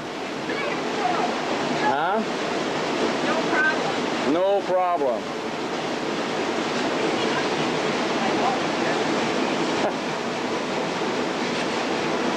Wait till you do it short legs. Okay. That is going to empty right out to this little scene right here. Oops, excuse me. And we're going to have this whole pool to ourselves here. Beautiful little place. Well, there's our team leader, one of our team leaders, John Snively. People really don't think he's along on the trip because he hasn't been in any of these videos, but he's an important ingredient of this whole trip. I think he's getting his bath. Ruth has been giving instructions to get cleaned up here. Oh, there's Lori over there. Lori's playing, getting her bath. Oh, Judy just walked into the picture. He's having a good time. Now she... Oh, there you are, John. Get in there. And he's still got his trunks on, too. He's doing well. Havasu Canyon. What a beautiful place this leader has brought us to. That's pretty sexy in there. Okay. here's two of our ladies. Who knows what they're examining, but they sure are intent with it. And we're at Havasu just playing around while the hikers do their thing. Looks like Jerry's about to take a seat over here. Peg is hiding from the camera, I'd say. And then we go over here, and I find a boy. Oh yeah, there's Mister taking a picture of somebody in his usual pursuits.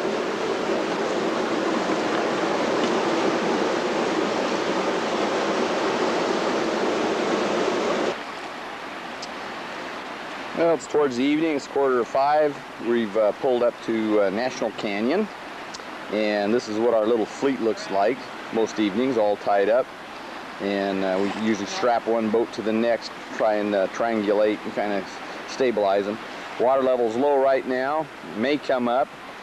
We're operating on a holiday. Water level may not come up as we would have hoped for lava falls, which would have been either tomorrow afternoon or perhaps the next morning.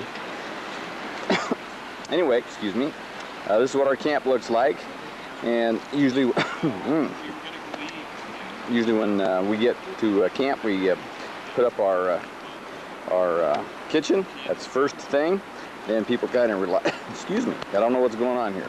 Kind of relax a little bit, have a beer, chug down a few Gardettos, talk about what they've done for the day, and relax a little bit before we start dinner. Hey! So, what do you think of the day? Hey, here's to the day. Another great day on the river, a great canyon, great group. And half the group got up to, what was the name of the falls? Beaver Falls? Beaver Falls. Beaver Falls. We were part of that half. Yep. Aaron led us on a... But it was, he led you on a 4-hour trip that was really a 5-hour trip. It was a 4-hour forced march. This guy can, he can Aaron hike told fast, us that I'll say. Yeah. you gave permission for an extended hour. Who said that? It's a good thing. It was an extended 15 minutes, as I recall. We were moving. I know. I suspected that. We did the But, best you know, we you have could. to yield to testosterone once in a while, you know. What's Rob thinking over there? He's just relaxing. Ruthie, she's working like always. Never stop. Uh-oh. Mm. Yeah, she gave you a little tongue lashing. Mr. LeCavalier, you haven't had a thing to say on this whole trip, but you at least not on the camera. Just a quiet kind of guy. Just a quiet kind of guy. He actually speak for me. Okay. May 29th, whatever day that is, and we just finished breaking camp, and we're hiking up a little side canyon we camped at called National Canyon. Beautiful colors in here.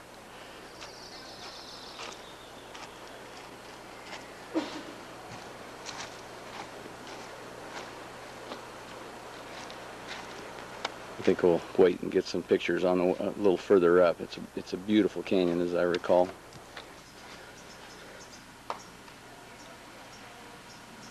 Finding lots of beautiful limestone, red-banded limestones in here, and the side walls of the canyon are marked with all these little solution cavities.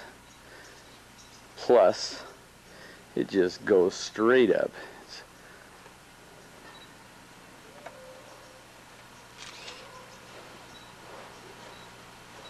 A lot of nice colors in the early morning.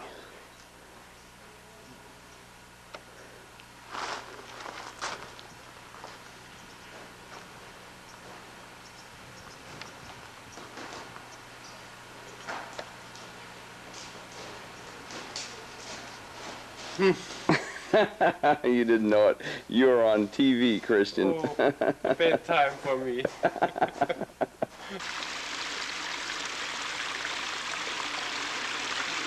Still National Canyon.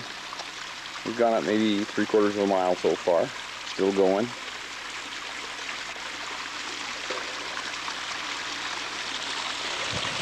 Back the way I came from.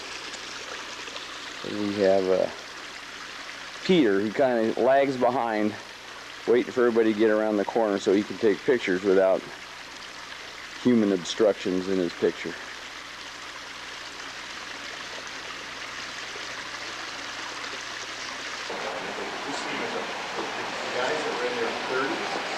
You can still go, but this is probably as far as we're going to go.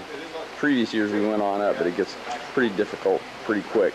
You have to start scurrying up, going up sides of the walls. This creek just kind of comes through this narrow slot canyon like Net Catamiba now.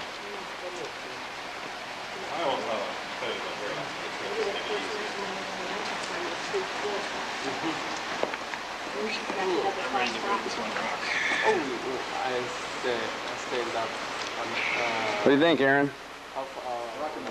Maybe 1 hour earlier. It's going to get a lot narrower, too. Our last little walk out of National Canyon. We're heading out.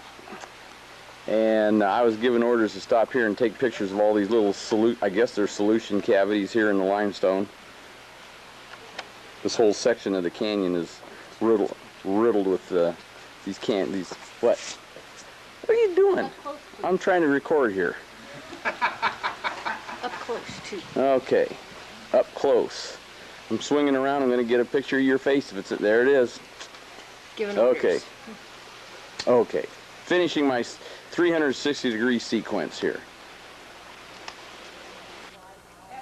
This is Fern Glen Canyon, and it's about 9:30, 9:35.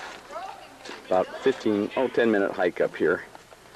And looks like they found some natural stair steps to get up. And of course it's called Fern Glen because of the abundance of ferns along the seepage here. So most of those are kind of a desert version of maidenhair fern. There's Peter, Peg, Christian. What do you think of this, Christian? Oh, it's a beautiful place. A lot of ferns. It's gorgeous. There's moss too, mister. Moss too. All right. We'll get a close up.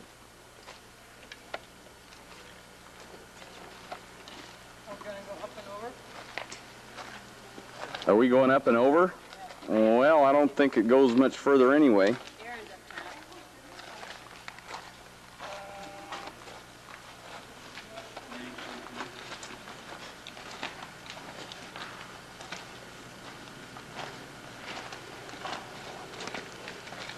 There's our mountain goat.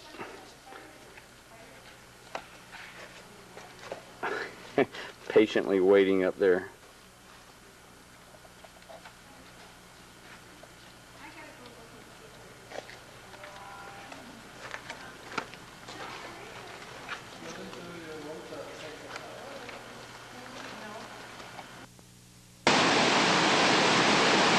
Well, here we are, mile 179, Lava Falls.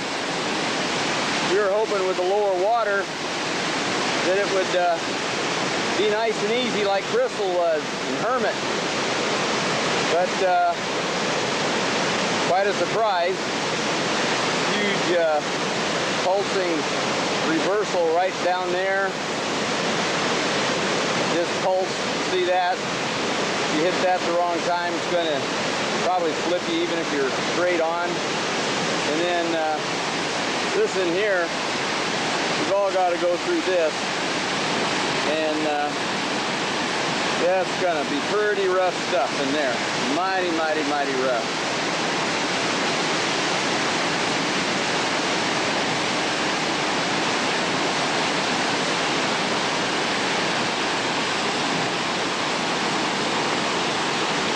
So we're just going to hope for the best. That's about all we can do now.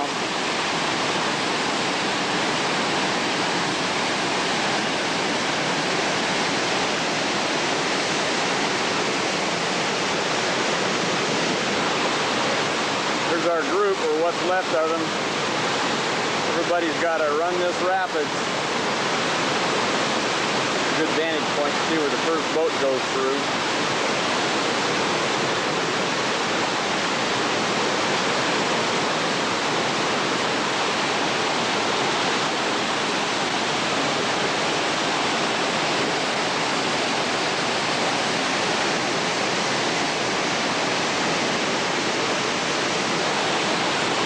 Okay, we got Christian coming.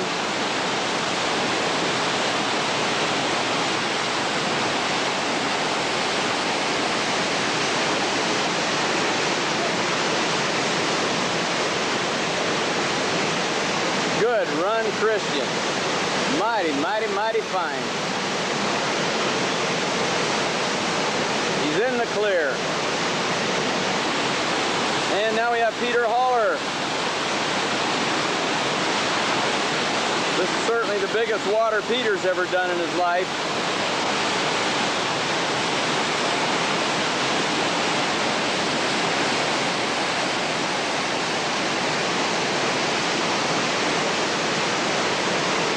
Good roll, Peter. I can hear people up above, whistling. Whistling approval. Good for Peter. I'll bet he's got a big smile on his face down there. I can't tell from here, but I'll bet he does. Well, we have a brave man making the approach now. Hank's gonna run river right like the rest of us with his canoe. Kind of hard to see exactly where you are up there.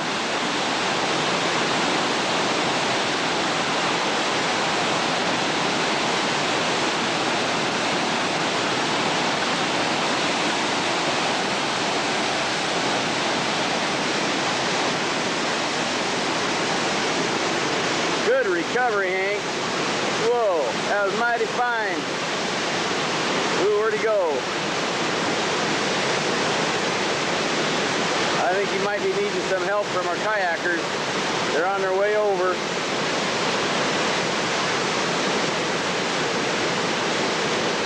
Out of sight.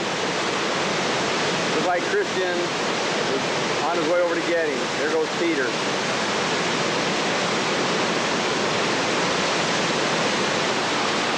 There's our crew up there still surveying and seeing how boats might be going through, trying to pick their route. You don't have much room in any way here, and then who knows what's going to happen anyway. I think we're probably waiting for Viavon at the moment. Be my guess, or a Cavalier, I'm not sure. Well, we have Mr. LeCavalier and crew bringing the 18-foot Zambezi. He's looking hard for that slot. Like he's drifting pretty much where he wants to be, I think. His boat's a lot bigger than mine, more forgiving right in here. Doing good, mighty good. The big wave, that's the one that got me last year. But he got through it okay. Congratulations. Oops. Some happy people, I'm sure.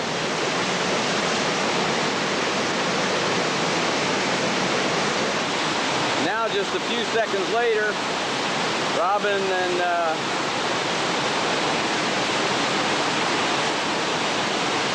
let's see. He's a little more. Oh, he's doing good. Good. Viavon's is doing great here. That's right where I hope to be. Right where I hope to be in case something bad happens. Peter, you did just great. Fantastic. Now just watch those big laterals down there. Woo! Those are nasty laterals down there. But he did it. Congratulations.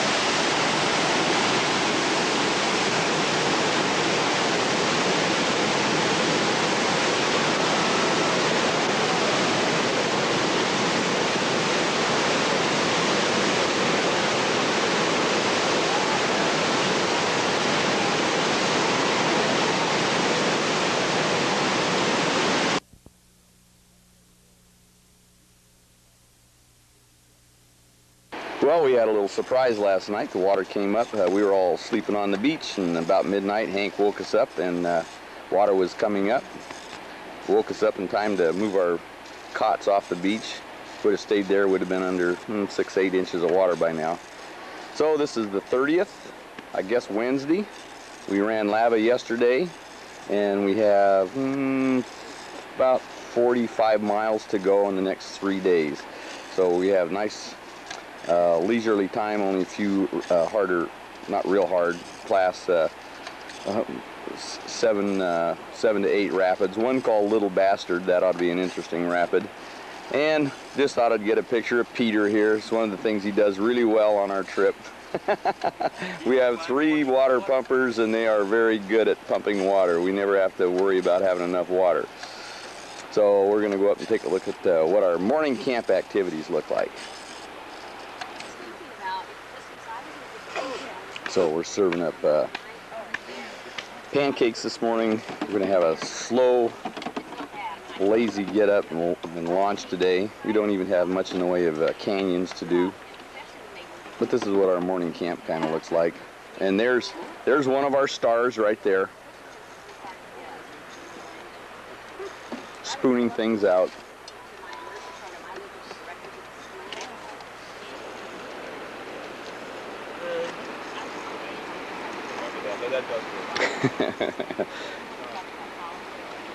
Aaron first to get to the pancakes. Jerry. Ooh, Jerry went for, what do you got there? Fruit salad. Fruit salad, okay. The standard morning cuisine.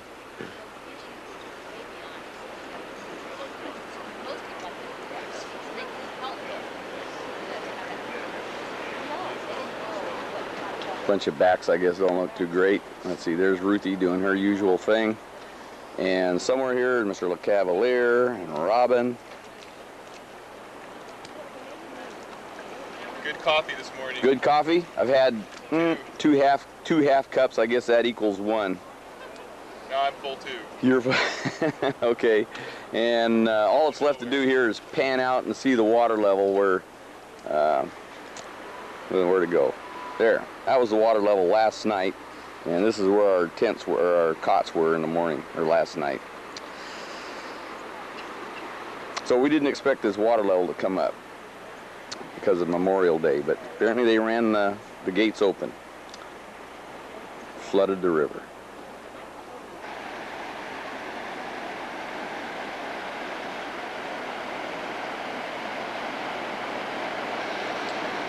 Just kind of a typical morning view.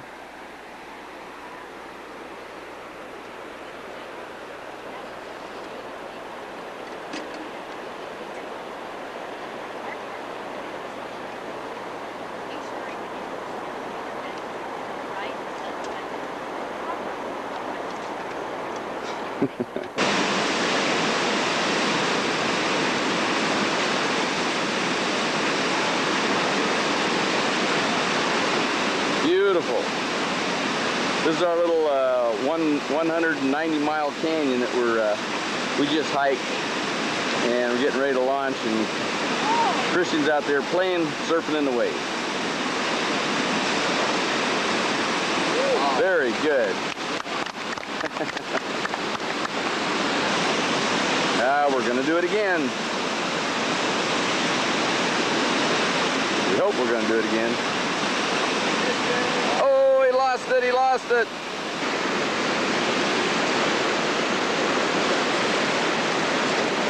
Getting ready to launch here. I saw you down there. There's a little beach out on that rock. Yeah? A little fortress-like thing. You could camp there. Was that you on top of the rock? I guess so. Peter and I Uh-oh, I got to get back out here. All right, it's big now. Watch this. This is Olympic-style stuff here. Oop, oop, oop, oop, oop, oop, oop, almost. Woo! He's in, he's in. Woo! Good ride.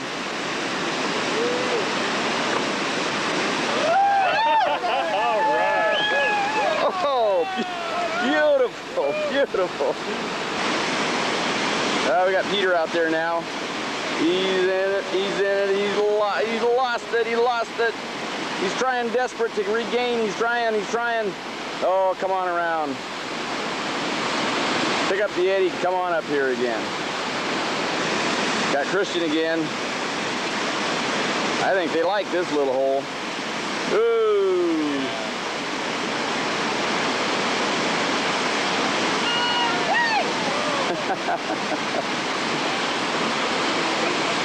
And here's Peter again. He lost it last time, maybe he'll get it this time. Okay, he's a little wiser, knows what he did wrong last time. Ooh, now, oh, there he goes, he's in, he's in. Okay, Peter, give us a show. Woo! Rodeo Peter.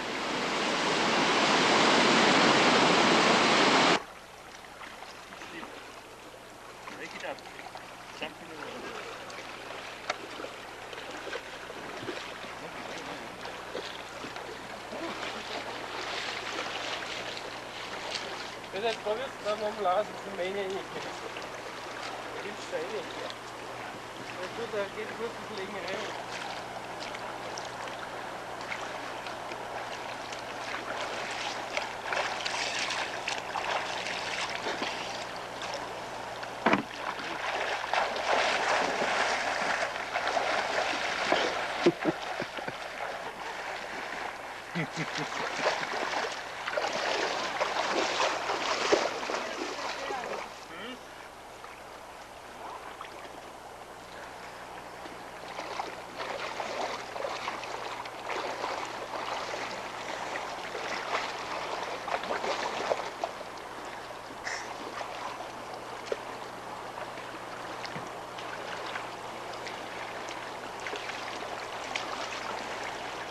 Kayaking.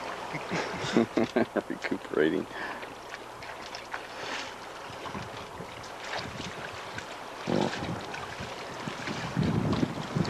Peter told me I need to do 1,000 strokes before I can go straight. Today, maybe 150. The current goes crazy. You have to go right. Yes. So it's not just even strokes, because the current makes you go wherever.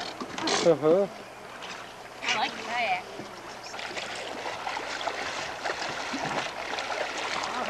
Oh, Peter! Ma, you're doing well, Robert.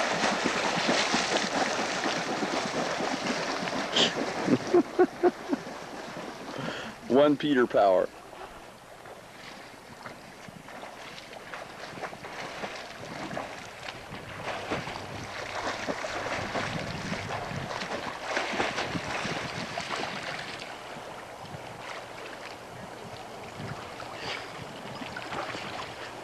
He says, gee, many Christmas.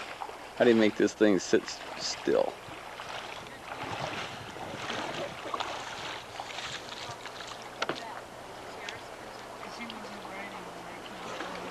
Ja, dat is wel helemaal het tijd uitproberen.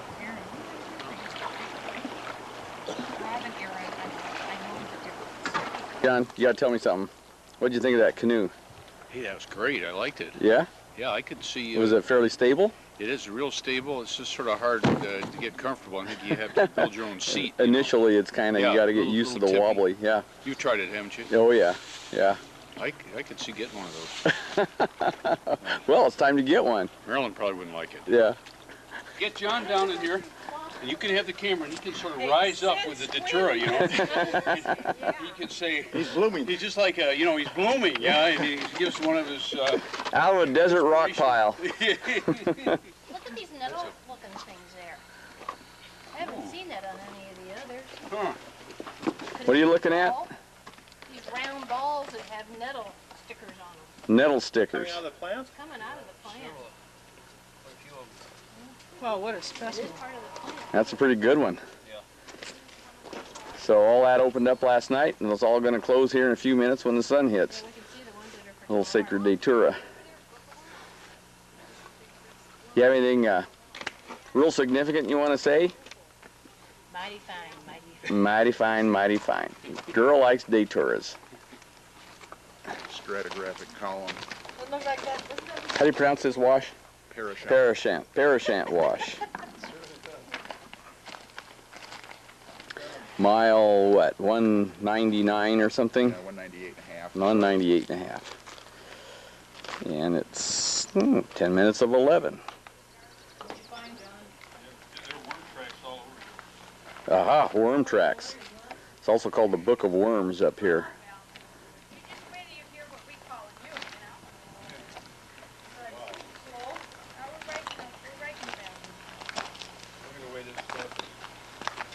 Wow. Like this.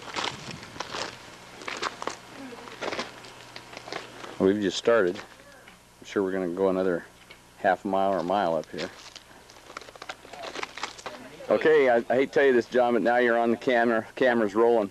Oh, I gotta be So careful. what are you finding here? Oh, a lot of great You can tell our viewers. Just thousands of them. It's beautiful specimens Of worm tracks. Worm tracks. And they're just a nice light shale.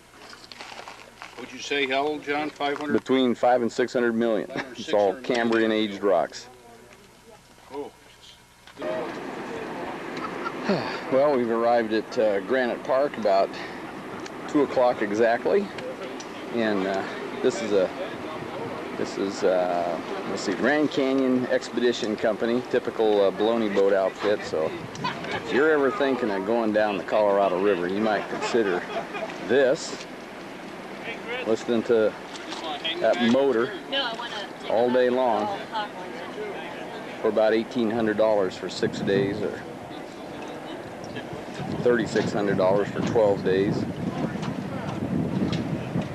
something along those lines. And he's going to run 209 rapids right now, which is really just a real sharp left turn, and you got to miss some big nasty waves on the right hand side. It dashes up against the cliff. He's kind of taking his time.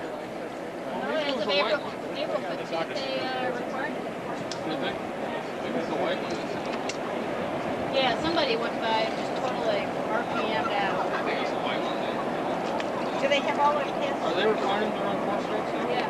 That's good. The ranger told us that. He said they talked about it, everybody knew it was coming. Yeah, they've been trying to do that like me for the jet skis. Like Well, I'm sure there's quite the lot. Well, that wasn't too hard for him.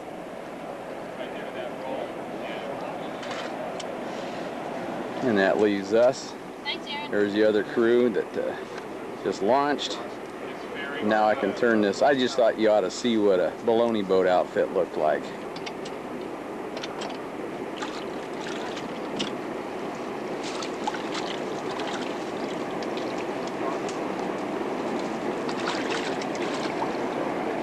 Keep the front of the boat back, dude. Keep the front of our boat behind us. Don't get it cooking your feet. You going around us?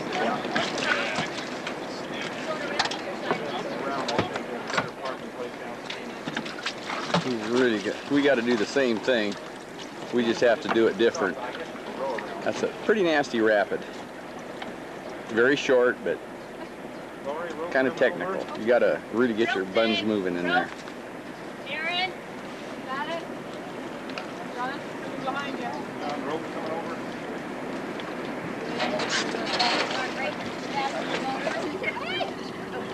Gets up now really swiftly. Did you come in here? Yeah, they just did another balloon Well, you just had a baloney boat go by. through the rapids. Okay, you guys, you've been on video and you haven't done anything exciting. No, don't do that, Lori. Don't do that. Explain what all this is all about. This is wet food that's getting dried just because it's the proper thing. And we have 1 day to go. Yep. And that's all granola. And these, these are all granola bars. These are our lunch bars. So I take it this is our lunch for the last day. Oh yeah. Nobody gets anything but granola bars.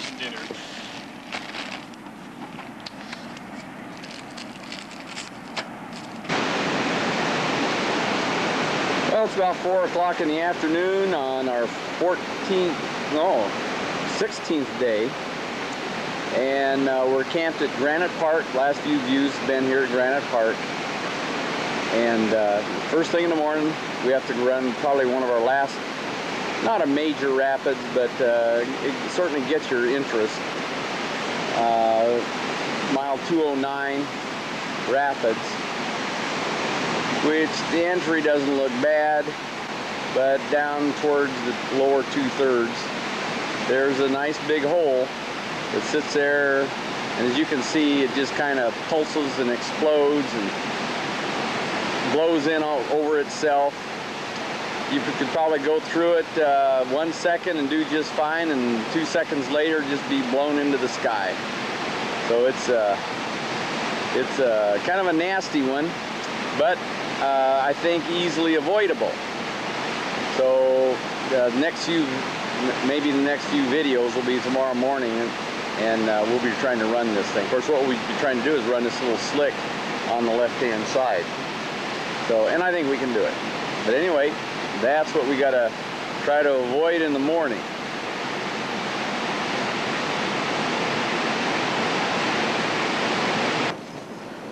Okay, I'll explain what this is all about. We're on the trail to the outhouse here, and this is the traditional handoff of the green flag. Oops, there, green flag. Now, this is by special request from Marilyn Kaiser, who wants to never forget the aesthetic qualities. Hold on here a second. Oops, this way to the outhouse of the Granite Park campsite, which we all regard as one of the most aesthetic and pristine outhouses, toilet settings anywhere on the Colorado River, picked by John and Hank, of course. So this is your morning walk. Not obligatory, but nonetheless, it's your morning walk to this beautiful little cubby hole, to all the facilities, sanitation, pee bucket, toilet, everything, and it's pointing. You sit on it, of course, pointing that way, and here's your view from the outhouse.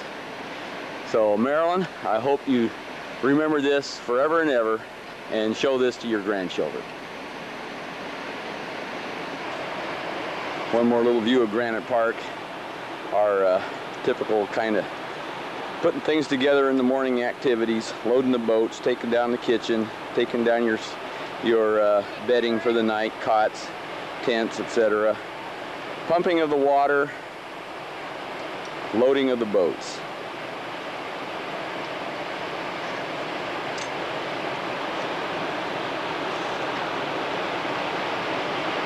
Doesn't sound too good to me right now. Hot doesn't sound good. Well, here we are. It's about 10 minutes of 11, and this little place is called Pumpkin Spring. What do you guess, 90 degrees? 90 degrees, Hank is guessing. We often go right on by this place because the commercials like to put people here, and you get 30 people in there and stir up that bottom inch of mud. Just looks muddy, but it's right now we got it pretty nice. And then you can just cool off by jumping in the boat You side. pull backwards. Life is good on the Colorado. Mr. Le Cavalier.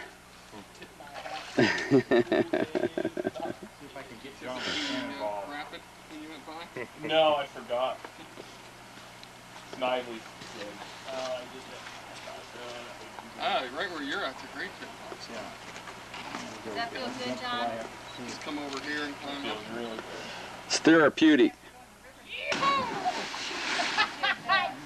This must be like trying to find John, a bird can in you your sit binoculars. a little bit right? Can you come back? Half meter, it's enough. Thank you. Look, now you got Aaron crawling up. Are you ready, Christian? No? No.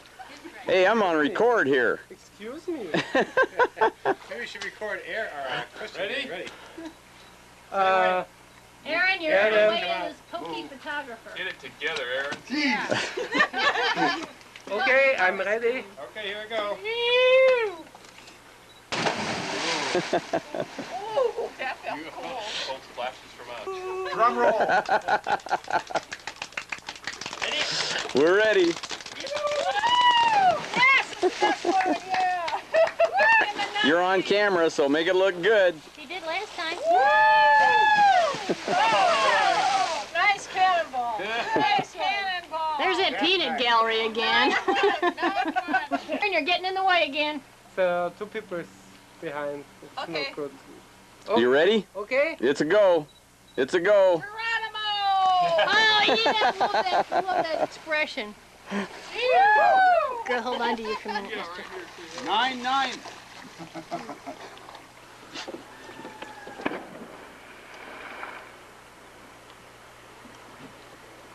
Well, we found a new toy on the river. Jump off rock. That was Rob just jumped. And I think Aaron is next in line. And who's behind him? There goes Aaron. Boink. And who else? Peter. Peter. Yeah, it looks like the end of the line. And maybe that's the end of the line. Did John go back up again? I'm not seeing No? Here we go. Here we go. Here we go.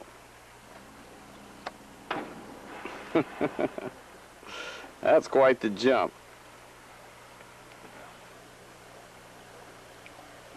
Well, we have Aaron going out again. Christian poised at the bottom to take a picture. Christian at the bottom to take a picture. I think Christian's egging them all on so he can get jump pictures here. That was quite a splash.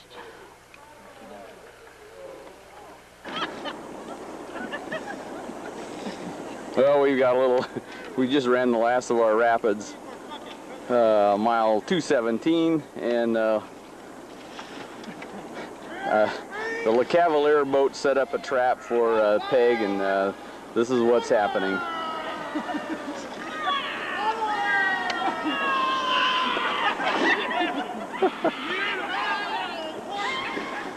This is what happens after 17 days on the river. One set of deranged boatmen and another. Too much energy. Not enough Uh-oh, ice. looks like another attack coming on here.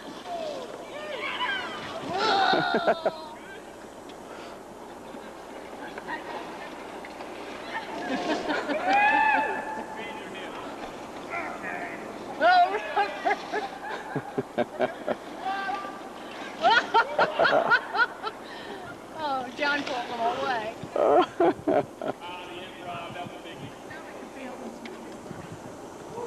Now it's time to bail. With Ken Slate, you know that name? Who was one of the famous guides and still lives in Moab and put together a lot of trips. But I didn't, Marilyn and I read some of this and didn't think the poetry was that good. No. But I did pick one, which I thought was maybe the image in my mind of this whole trip. When I think back 5 years and think about this trip, I'll probably think of Lava Falls. You know, and so he wrote a piece in here of Lava Falls and how everybody really had quite a neat run. And nobody takes a canoe down the heart of Lava Falls except Hank Hayes, I don't think. You know, in my mind, here's one of the nation's great canoeists going right down the heart of Lava Falls. Amazing. And Christian had a fantastic run down there. And I'll never forget how fast he was feathering that paddle. I mean, he was just going like this, and Peter did a great roll right there, and some pretty hairy looking stuff. He just rolled that thing, and it was neat to see everybody go through that, because my first look at that falls was, ooh, let's let John go through first. He's got the bigger raft. You led us through in wonderful style there. That was great. Says in a little introduction, he says it's a rapid that makes even the biggest rafts look small. Lava Falls. Now there rages a rapid wild. Lava Falls is its name. One mad ride upon its waves, and you'll never be the same. Deep, they say still water flows, but it isn't half the fun as that which boils, heaves, and churns down this rock-strewn run. To lava came a limp old raft, surplus from World War II. It's probably a Zambezi, by the way. On a lucky try at water low, it once had made it through.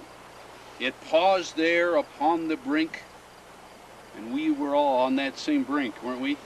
With apprehension, fear, and doubt, which I experienced directly.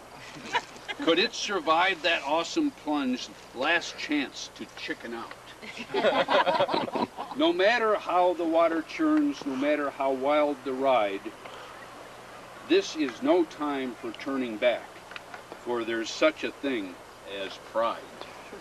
So down into the surging falls eased the ancient boat. The heaving torrent gathered it in. Now it's sink or float. How this old raft will heave and plunge, turn, tumble, toss, and spin, but even if it makes it through, it can really never win. For if it ever comes once more to pause there on the brink, there'll always be the nagging doubt. It still could flip or sink. And I, for one, hope I'm on that brink once again to give it another try.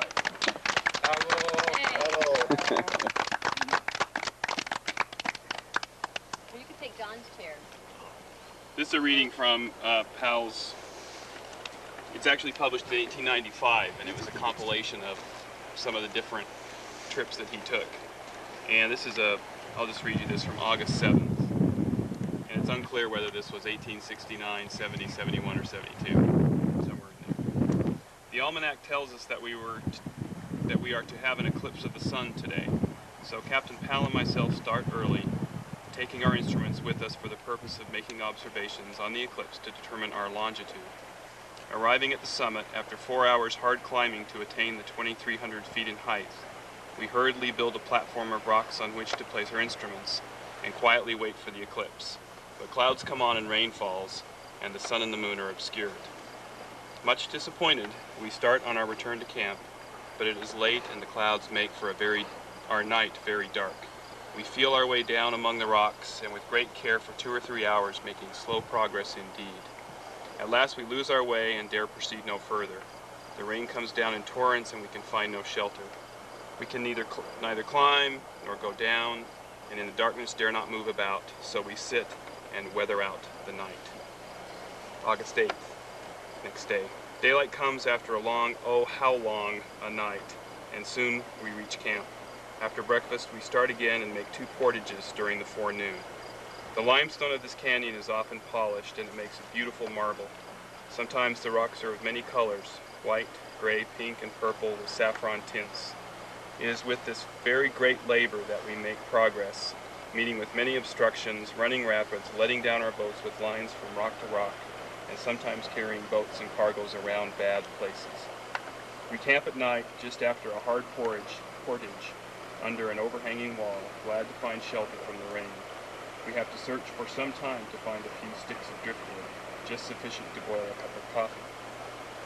The water seeps rapidly in this elbow of the river and has cut its way under the rock, excavating a vast half-circular chamber, which if utilized for a theater, would give sitting up to 50,000 people.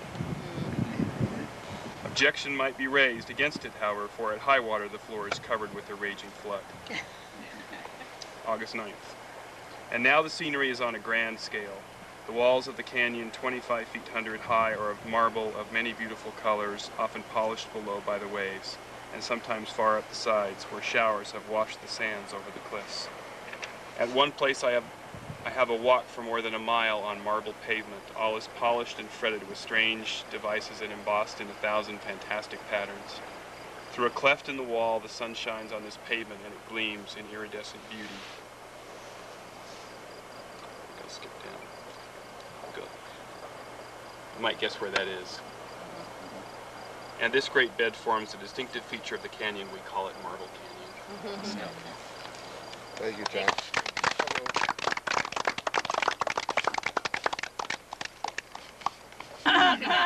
Lori, then me, then Judy. Verse by verse. Are we ready? Okay. On the first day of our trip, the river gave to us green water running cold and deep. On the second day of our trip, Redneck Rapids had a whim, and John and Ruthie took a cooling swim. On the third day of our trip, Silver Grotto was our goal.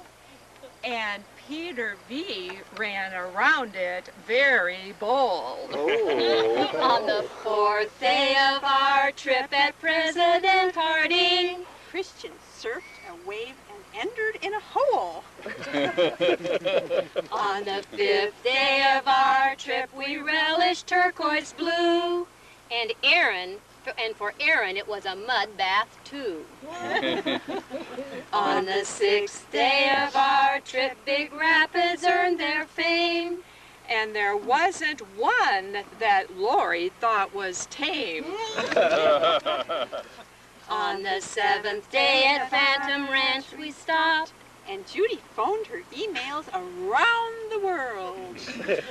On the eighth day of our trip, the blue boat, it did flip. And Peter H. saved Robin from Crystal's icy grip. On the ninth day of our trip, Hell's Chasm was a ball.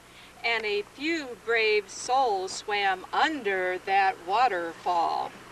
On the 10th day of our trip, a climbing rope we found. And down Deer Creek steep walls, brave Rob did climb.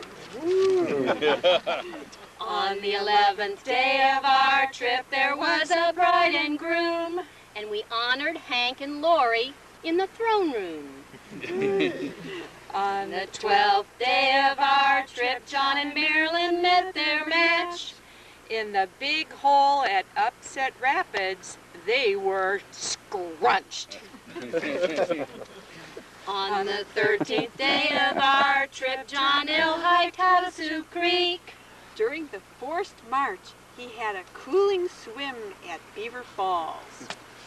On the 14th day of our trip, we conquered Lava Falls. But it was Peg's moon that set it all off. On the 15th day of our trip, Jerry's trash got really right. Only the smell of Hank's crapper got more gripes.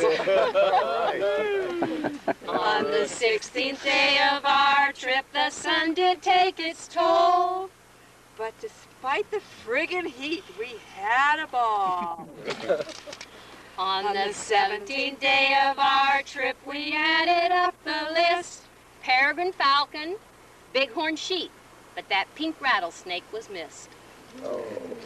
On the 18th day of our trip, we will have to end this fling. So thank you, Hank and Lori, John and Ruth, for Absolutely everything. Yay!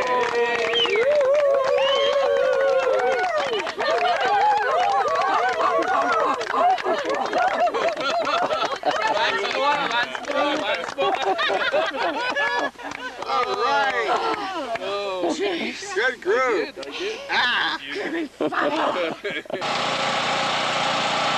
Well, this is our takeout, June 2nd, about 10 minutes after 8. We were on the water by 6:30 this morning, and this is the chaos and mayhem we always have down here at Diamond Creek. So there'll be several other groups coming down here. We're probably just a half an hour ahead of them. We want to get our gear kind of taken care of, isolated before they get here. So there's a lot of work to be done here. We got to take all the gear off these boats, deflate them, pile everything on this big semi flatbed, and get out of here. It's just a shuttle to get up to Peach Springs. And then we got to reload everything onto our own vehicles. So I guess I probably ought to get to work here. So this is Diamond Creek signing off for a few moments anyway. And this is what it looks like. I guess that's going to be our truck. Well, it's about 9:30 in the morning on June 2nd, year 2001, and this is the Hank Hayes Colorado River trip with 16 full participants. And this is the end of the trip. This is Diamond Creek, which often reorganizes the creek here for the last 5 miles. It's 26 or so miles out of here. During the monsoon season, this creek becomes a little rampage and tears this road all apart for the last 5 miles. So it's another good reason not to do this during the monsoon season, or you can be stuck down here for a number of days. We're waiting for the vehicle to come on up here, and any minute now it'll be coming. We'll see what it looks like, and how we've got it loaded. Here we come. Give you an idea of what it looks like. I can see Hank's canoe on the back with the kayaks and all the rocket boxes and all the debris we've got. Looks like no one's on there, so this year at least they'll have a vehicle down here to put all 15 or so all of us in there. This is going to go about 26 miles up to Peach Springs, and then we've got to unload all of this, put it all on our own rigs, and we're all heading different directions to get home. Christian and Peter will be going home via actually spending another week or 8 days doing some of the photography here in the Southwest Desert Parks. And Judy and Jerry McNabb are going to head for Northern California to visit some friends, and the rest of us are heading home one way or another. So we had a tremendous trip. We didn't have any problems. Everything worked flawlessly, pretty much. Only a few of us took a swim, and it was just a great trip. So for everyone who went on this trip, all 16, I'd say congratulations, and it was just a wonderful experience, and I hope to see you all on this trip again someday. To see what it looks like here. I want to get a picture of him while he's going by and get an idea what it looks like.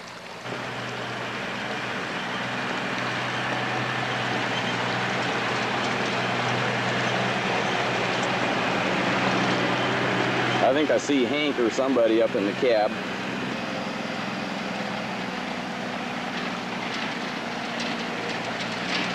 That's quite a pile of debris. So that's the end of year 2001 trip down the Colorado River. Hope everyone had a great time. I'm sure we did, and I guess that's about it. So that's a wrap. I'm just going to take a walk down here and get a ride with the rest of the group, I guess. So good trip, everybody. Signing off. Bye-bye.